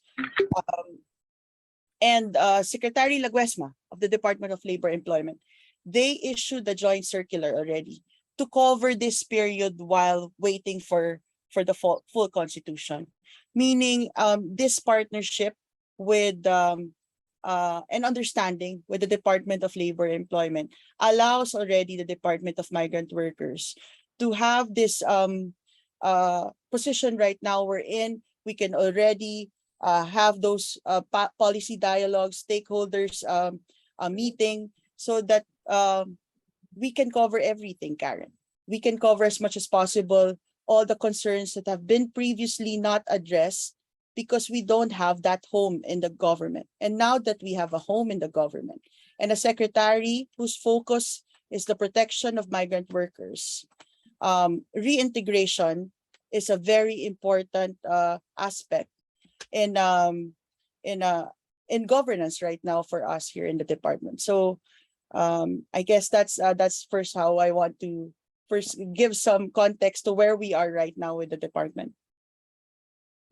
Thank you very much, Yusek. Ms. Nancy, did you want to say something? Sorry, you were nodding. Did you want to add anything to your comment earlier in the chat box? And I'd also like to relate that to this recent question on why not capacitate LGUs through pesos in the delivery of your services. Malaki talaga, the LGUs will play a big role in the reintegration of migrant workers, especially that there are not many migrant workers who will be availing of reintegration services. In relation to dun sa question kanina on what about survivors of violence against women, whether they experience it abroad from their employers or from the people that they work with abroad or kahit dito sa Pilipinas. No, intimate partner violence can be transmitted online. You're an OFW pero ginigipit ka ng iyong pamilya, ginigipit ka ng iyong asawa. Those are things that would matter in your decision whether to come home or not, or the conditions or your mental health, I suppose, when you come back. So these are reintegration issues. And that's where local government units can play a role. Everybody, local government units is supposed to address local issues, no? So whether you're a migrant or not, kailangan may services sila for you. Paano yung mga delayed onset ng psychological trauma or yung mental health issues ng mga OFWs? They might not be detected as soon as the OFW returns. We have programs so that has definite time frame. So siguro if you have been an OFW na nakabalik na 5 years from now, you might not be eligible for certain programs. But there are the LGU social welfare services and other services offered within the country that should be available to you. One of the challenges then on migration is yung data tracking. I think PCW, the Philippine Commission on Women, has already addressed this through their standardized vow intake form, wherein there's a tick box there. Are you a migrant worker? Because I suppose that many of our OFWs then, again, yung mga hindi lumapit sa migration agencies, are accessing welfare services or local government service, but we don't know. No, we can't measure the extent of the services that we are giving our OFWs just because we are not documenting these experiences. And when we talk about reintegration, it's not going to happen within the first year, within the second year. Yung mga iba, it takes time. No, so what are our programs for that? The Department of Migrant Workers can focus probably on the immediate, on the first year, second year, third year of their return in the Philippines, but the longer term, no, yung social stability na requirement ng sustainable reintegration, the peace and order situation do sa lugar that makes your empowerment, whatever empowerment that you able to achieve or accomplish while you are abroad, para it would still matter dito sa Pilipinas, hindi manegate by the situation here, that will take a longer approach. And there's the national government, there's a local government. That's why we call on, it has to be integrated. Migration development has to be integrated holistically, whole of government, whole of society approach. Hindi siya natatapos after the first year na dumating ka, the second year na dumating ka. Thank you very much for your answers. And it makes me think also about the idea of sustainable reintegration. And I wonder if, how have our policies and programs also dealt with the issue of failure? Yung when there are certain reintegration livelihood programs that, nag-avail naman yung mga OFWs, but then it didn't turn out as expected. So it kind of raises that question also, like how what kinds of risks and opportunities are involved as well. So thank you for that. Some of you mentioned, I think, an important theme that some participants also mentioned, and that's the importance of data. So maybe we can talk a bit about that. So I think it was Labat Felicitas who asked, well, this was directed to you, Sec Patricia, but I think all of the speakers might have insights on this. She talked about how there is this plan, of course, to maintain deployment data, migration data, but then since we're talking about return and reintegration, the very fact of the very task of collecting return migration data itself is challenging. So I think she raised this important question of whether there will be a mechanism at the MW regarding this. And I'm also interested in this question because in my own research on repatriation, I think this idea of collecting return migration data is quite a challenge. No? So, and then apart from Labat's question, I think other participants also asked about this. No? How exactly do we collect data on return and reintegration? And I think also for our speakers who have done specific work on the gender dimensions, the aging dimensions, I think please feel free to share also your insights in this regard. So any of the speakers can start with regards to return and reintegration data. If I may. Yeah. I thank you for that question. going back to what I earlier said about Mm. staffing pattern and submission of that, I think I mentioned also as an answer to that question, there will be an institute created under the Office of the Undersecretary for Policy and International Cooperation. There will be an institute for advanced and strategic studies on migration and development. And under that institute, which is right now already undergoing approval for first the staffing pattern and the budget, there will be the following divisions. And first is the Division on Advocacy, Knowledge Management Division. The second is Labor Migration Governance Research Division. The third is Social Protection of Migrants and Migrant Families Research Division. The fourth is Migration and Sustainable Development Division. This institute, of course, would not be just the effort of the department.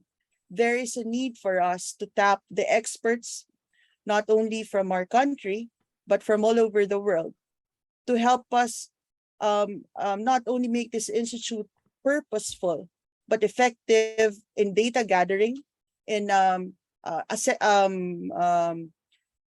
processing this data, and ensuring that when we do policy making, it is based on evidence and empirical data.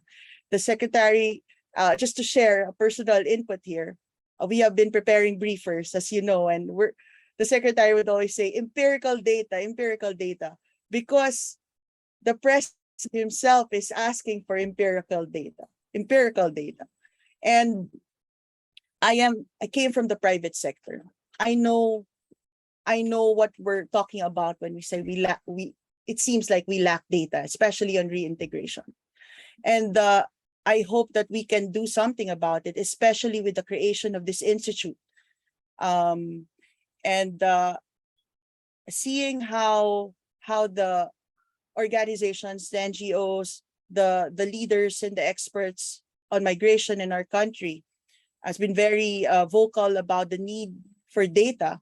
I hope that this institute would be a concerted effort, not only of the department, not only about with the government agencies that have data that we need, but also from the private sector, the academe, and all the stakeholders. So just to start that discussion, Karen. Thank you. Thank you, Yusek. And I think it also reminds me of what migration researchers have also pointed out, that aside from the fact that there are a lot of initiatives on data collection, there's the question of harmonization. How exactly do we harmonize? So now that you're talking about data collection in DMV, it makes me wonder also, what about what PSA is doing, the Philippine Statistics Authority, what the UP Population Institute might be doing. So I wonder how these things can be integrated. So, but perhaps we can move on first to the other speakers. Yes, okay. So maybe we can start with Ms. Mai, since her hand is raised, and then Ms. Nancy and Doc Michelle, please feel free to proceed afterwards. Thank you. Sige, Ms. Mai.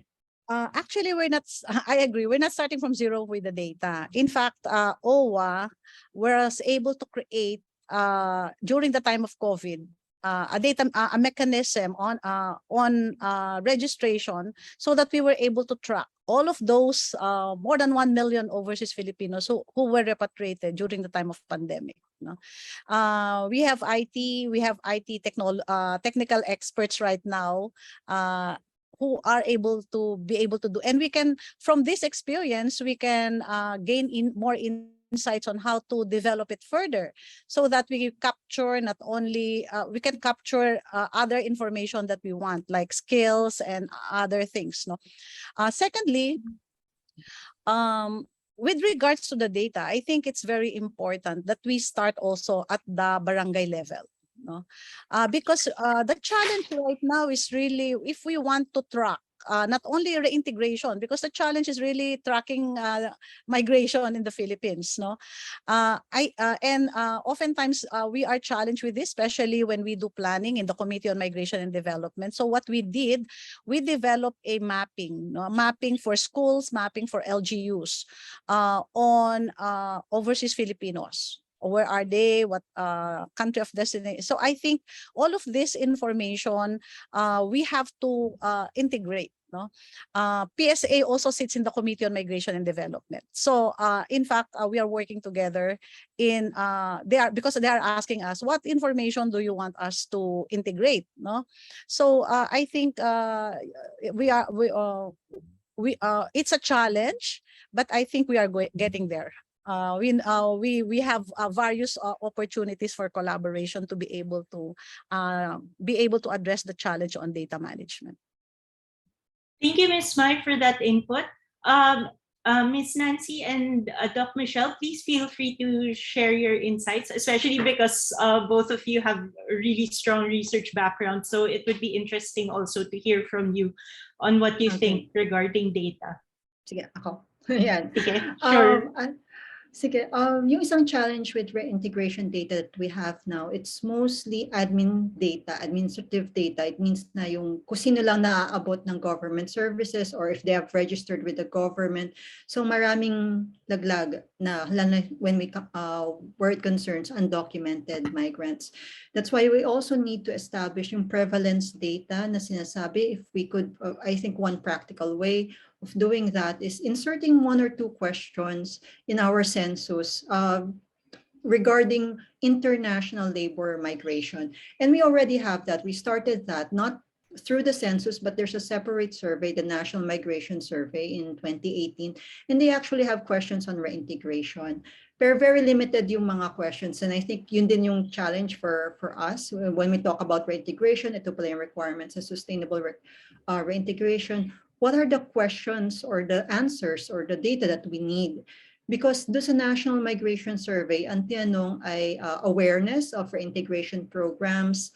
Teka lang, I should have it somewhere here. Awareness of reintegration programs, sex disaggregated naman yun, reintegration issues experienced by the OFWs. Very like, how many times nag-migrate itong OFW na to. Those things, may mga small scale studies on that, but again, it's selective kasi ang nakukuha lang is yung mga registered with government agencies, whether they access the services or documented migrants sila. But a census or a prevalence data on international labor migration will help, and critical yung PSA. Thank you. Thank you, Ms. Nancy. Doc Michelle, please go ahead. And then afterwards, you sec ulit. Hi, very briefly lang siguro, baka yung dagdag ko lang sa conversation na to on data collection is it would be good to collect large-scale quantitative census data, but also I think qualitative data can be very useful, especially when it comes to understanding why people make certain decisions, what it means to them, bakit kahit may alam or access, hindi nag-access. Things like that are very difficult to get from a quantitative survey, motivations, how they feel about things, why they favor certain programs or services over others, or why they don't avail of services at all, even when they know about them. So yung ganong insight might be things we can get better from qualitative data. And then also maybe there needs to be investment in collecting longitudinal data. Kasi yung reintegration, hanggang kailan mo ba kukolektahin yung data para masabi na na-reintegrate sila well? Is it 1 month after the contract ends, 2 months, 1 year? So that needs to be maybe thought of a bit further. How we can collect and how much data we need to collect na longitudinal para matrack natin kung gaano ka-effective yung reintegration programs natin. So yun siguro. Thank you. Thank you so much for that input. As a qualitative researcher, I agree also. Lalo na kasi when it comes to these kinds of research, you get a better sense also of yung attitudes ng mga OFWs, ano yung perceptions nila pagdating sa particular programs. So I remember parang in one of my research activities, I remember an OFW saying na ang daming proseso pagdating sa pag-apply for reintegration programs. So So I think the presenters have provided a good set of recommendations for both quantitative and qualitative data, and I do think very important yung sinabi ninyo, Ms. Nancy and Doc Michelle, about broadening also the different kinds of questions that can be asked pagdating sa data collection. Maybe a final word on data from USEC, and then we can move to another theme from the comments. Well, just to emphasize, the department really wants to have that strong research background and facility, because there's a need for that. And one of the agencies that we are absorbing, which is the POA, focus on regulation, and there's data there. And then we have Owa, which is an attached agency, and there's data also there. And NRCO, and there's data there. But it's very important for us in the department to have this, because it's important for migration governance as a whole. And for us to have the right policy issued to solve the problems of the OFWs. But this is to say, yung paglagay lang ako ng personal touch dito, the first time that the secretary attended the flag raising ceremony, sinabi po niya is ang ating mga kliyente dito ay nandun sa pangalan ng ating departamento. So, ang Department of Migrant Workers. Sila yung importante. In fact, sinabi niya po, bawal ang hindi ngumiti. Bawal yung, sinabi niya, yung smile policy, nakita niya dun sa lobby, ang dami nag-aantay ng serbisyo. In fact, kahit madaling araw, nagsisend po sa amin ng screenshots. The secretary's been sending screenshots from OFW leaders, from OFWs all over the world, giving feedback, asking for assistance. And I've accompanied her with on several occasions where we meet with the next of kin, and yung puso, yung heart to ask, kamusta ka? Anong nangyayari? Anong nararamdaman? Kamusta yung mga anak mo? And you see that the secretary has a wide understanding of the entire spectrum of migration governance and the need for data, quantitative and qualitative. So we'd always say this is the department with the heart, and but with the heart, and of course strengthening that with backing it up with the competence and research. And again, I'd like to reiterate that this institute that we are about to create, we need your help, and we'll be open, and we'll coordinate with the different offices and different agencies to make sure that this institute for advanced and strategic studies on migration and development will be very successful in our overall goal to protect our OFWs. Thank you, Yusek, for that. Maybe we can move on to one of the newer comments. I think, Miss Nancy, you intend to answer this question live right now. This is by Mark. Mark asked, how can we ensure inclusiveness when migrant workers who belong to the LGBTQ+ avail the programs and services with male, female categories in data? So I think that this kinds of overlaps also again with data. And maybe our other speakers can, if you have any insights, maybe previous experiences or what's being currently discussed in your respective fields, maybe please feel free to provide input. Ms. Nancy, please go ahead. Sige, nagkamali actual ako ng pindot, but okay. I'll answer it na. So again, sige. yung sa data, I think we could also revisit some of our forms, how we document the experiences of OFWs, if we are also including information on gender identities. I know that the forms that's in Philippine Commission on Women, the Commission on Human Rights already have this, and perhaps the Department of Migrant Workers would like to take a look at their forms at paano nila tinatanong ito. Especially, it's a very sensitive question in certain contexts. So, for instance, you can imagine an OFW sa Middle East or in Islamic countries where they are criminalizing yung gender identity na ito. So, it wouldn't be an easy, hindi easy na mag-come out and to say that you are a member of the LGBT. But if we go by the, yun nga, invisible sila, probably they're in the male-female dichotomy of the data on welfare services, for instance, but we don't know. And dito tayo babalik, and this is makikita natin yung importance of qualitative data, because when I was working on the paper on gender and reintegration programs, actually what we have on the LGBT are mostly qualitative data. We don't know how they experience migration.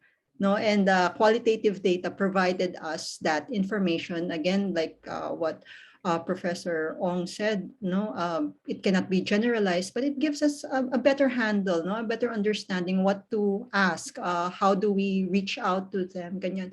But especially for national agencies, you create national programs. How do we integrate the LGBT communities and their realities? It starts with data, and sometimes critical talaga empirical data. It has to be surfaced, but how? So siguro yun din yung isang question para sa atin. Thank you very much, Ms. Nancy. And I think that's an additional insight also to how we've been discussing data concerns.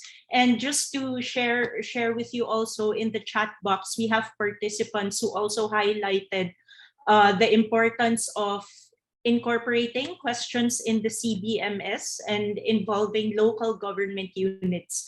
So I think this is an important consideration, how we're also involving LGUs in data collection. And also there is agreement that aside from quantitative data, there should also be some effort to collect qualitative data. So thank you so much for these insights on data. No? As we said, diba, parang it's important to understand our OFWs first, so that we can speak back to, so that we can strengthen our return and reintegration programs.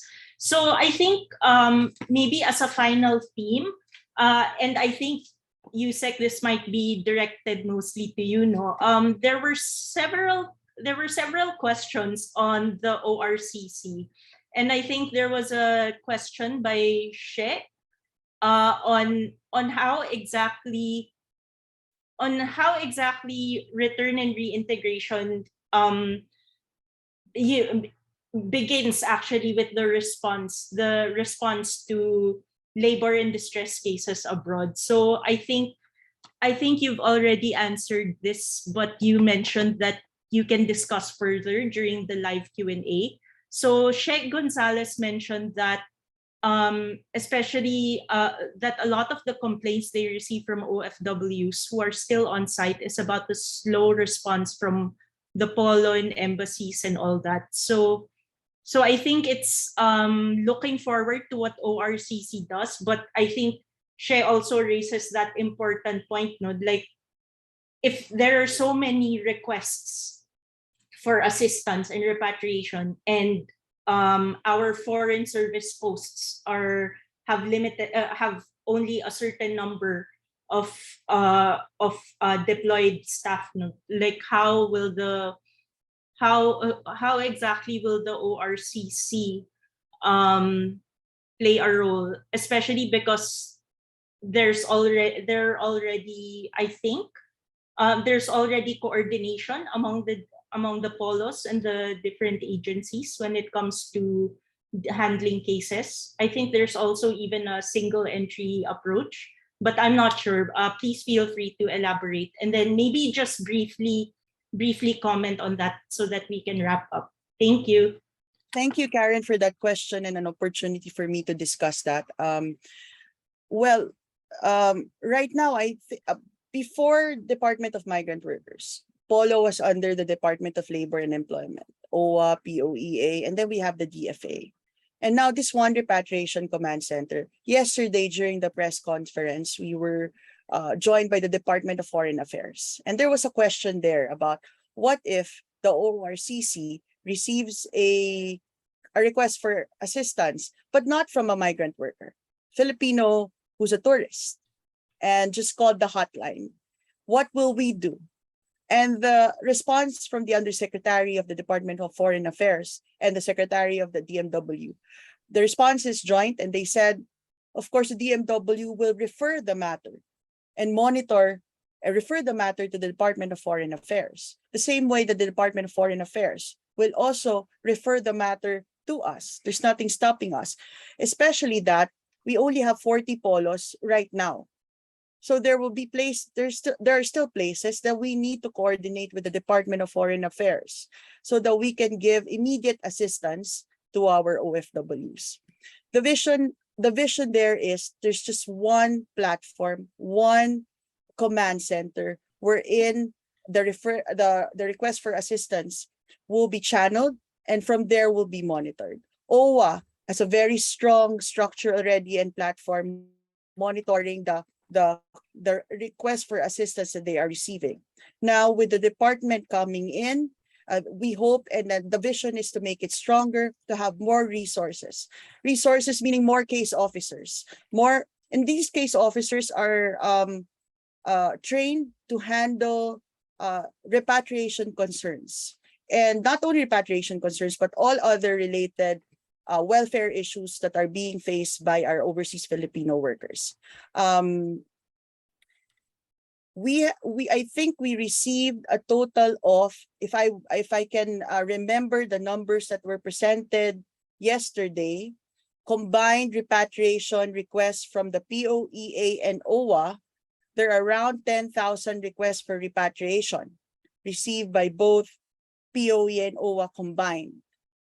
And in fact, it was reported that the POEA's numbers already reached, at this point already, more than half of the numbers, last year.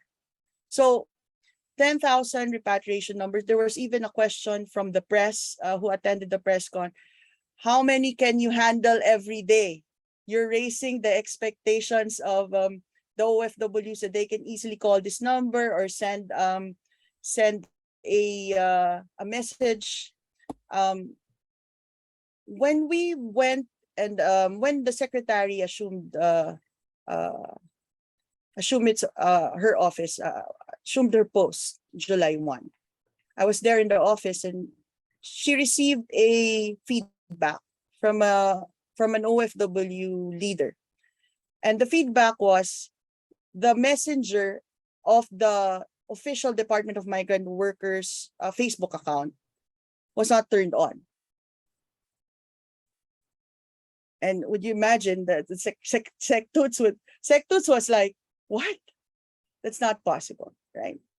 So the secretary wants to send a message to the OFWs, to the migrant workers, with the ORCC, that when you call, that when you send a message, there will be someone, not a bot, on the other side. Because it's important that the OFW, when they're distressed, that they talk to a real person who would understand and would train this person. So it's a work in progress, as we said. We just launched it yesterday. And there will, of course, be feedbacks. And I hope that you'll also be patient with us as we improve the system. But the vision is to ensure that the OFWs will not knock on the doors of several agencies or several offices, but just go to this command center through Facebook, through calling, through email, through referral. The NGOs can even go to this. We can have some kind of a memorandum of cooperation, how we can improve this, but that's the vision there, Karen, of the secretary. And in fact, yesterday, you know how it is when you start this, there will be some glitches, and we were up until 2 in the morning trying to figure out the technical glitches, but again, we're humble enough to say this is starting and we need your help. And we're a baby department, but with a lot of expectations. And I hope that with everyone here, that's the secretary talking. She would say, we're the baby department. We're the bunso among the departments. But we're very important, and we're contributing, $37 billion in remittances, almost 10% of our GDP. And this is why we have a new department. just for this. So that's the ORCC. It's 1 day old, and just expect that we'll invite most or some of you as we go along and see if you have feedback on this, how we can improve this, especially with what was mentioned by my fellow panelists here about the need for some heart, the need for understanding where the OFWs are coming from, not only the OFWs, Karen, but also their families. Because most of the time, the families are the ones asking for repatriation. So that's it. Thank you, Sec. Yeah, thank you. Once again, thank you so much to the speakers for all of your answers and responses to the participants' questions. Sincerest apologies, no, that we extended. So, but thank you again for engaging our participants with your responses and your insights. So, with that, I'd like to move on to the closing remarks. So, following this lively discussion, I would now like to invite Ms. Catherine Rose Torres to officially close this conference. No, Ms. Catherine Torres is the Bridge Program Officer of UN Women. Before joining UN Women, she served in the Philippine Foreign Service for 17 years. She has a BA in psychology from the University of the Philippines and is currently taking her MA in refugee protection and forced migration studies at the University of London. So, Kathy, please go ahead. Thank you very much, Karen. Dear speakers, guests, friends, and colleagues, on behalf of UN Women and our implementing partners in the Bridge program, IOM and ILO, I would like to extend my heartfelt appreciation to each and every one of you for tuning in with us this morning in this conversation on dignified return and sustainable reintegration through a gender lens. The valuable insights shared by our speakers, along with the contributions from the audience, point to the recognition that there remains a significant scope for meaningful action to further enhance return and reintegration support for women, men, and gender nonconforming migrant workers, including and especially those with overlapping and intersecting vulnerabilities, such as the aging, the ailing, and those who have experienced abuse. At the same time, while responding to the particular needs of the most vulnerable OFWs, we must take care to heed those returning under normal circumstances, who are often left to their own devices and might not be sufficiently informed about available reintegration support. We have seen how the standard return and reintegration protocols were challenged by the pandemic. We need to anticipate similar as well as radically different crises that might come in the future, and in order for us to be able to mount a better response. Equally important, we need to make sure our labor migration policies, including our integration policies, do not themselves contribute to the conditions that produce this crisis. This is why at UN Women and the Bridge program, we are pushing for transformative and regenerative approaches to reintegration. This means, for example, challenging gender norms that dictate that women OFWs who return open a sari-sari store or a small food business or maybe a salon as their reintegration project. This is why we sponsored a reintegration training pilot for OFWs and OFW returnees in the area of digital skills, since the digital economy is traditionally male-dominated and close to many women. Meanwhile, regenerative approaches mean moving away from reintegration initiatives that rely on economic models that harm our environment and planet. Our partnership with Etika on a pilot agroforestry training program for OFWs, which Ms. Mai has mentioned, is an example of this. So I wish to close with by sharing with you a 2-minute video we prepared to encapsulate what we envisage when we talk about gender responsive reintegration, including the qualities I have discussed. I hope it inspires all of us to reimagine what our OFWs, what their for good might mean and how it could be so much more than the good of the individual, encompassing as well the good of their families, communities, our country, and this beautiful planet we all inhabit. So may I ask our colleagues from CIFAL to kindly share the video. Thank you very much. Gender-responsive reintegration? What is it really? Gender-responsive reintegration is addressing gender-specific needs to help migrant workers return safely and reintegrate successfully into their home countries. Currently, return and reintegration under Philippine migration governance need to be strengthened. Women migrant workers tend to work in lower-paid jobs that offer less security and protection. They may return home with scant savings and burdened with trauma, only to find themselves facing further stigma. The difficulties faced by overseas Filipino workers, especially women, challenges to make reintegration better and more gender-responsive. What does this look like? Gender-responsive reintegration should be holistic, responding to the individual, community, and structural levels. It should be migrant-centered, empowering our OFWs by providing assistance and services that respect their rights and acknowledge their needs. It should be proactive, beginning even before an OFW leaves her home country and continuing for the entire migration journey. It should be transformative, challenging gender stereotypes and addressing women's additional care burden at home. Lastly, it should be regenerative, promoting sustainability and social justice for everyone. Migrant workers are important contributors to the Philippines' social and economic development through their remittances and skills and experiences acquired when working abroad. They deserve our support every step of the way. Let's work together to strengthen Philippine migration governance. Let's work together to make OFW reintegration more gender responsive. Together, let's bridge the overseas Filipino workers' journey.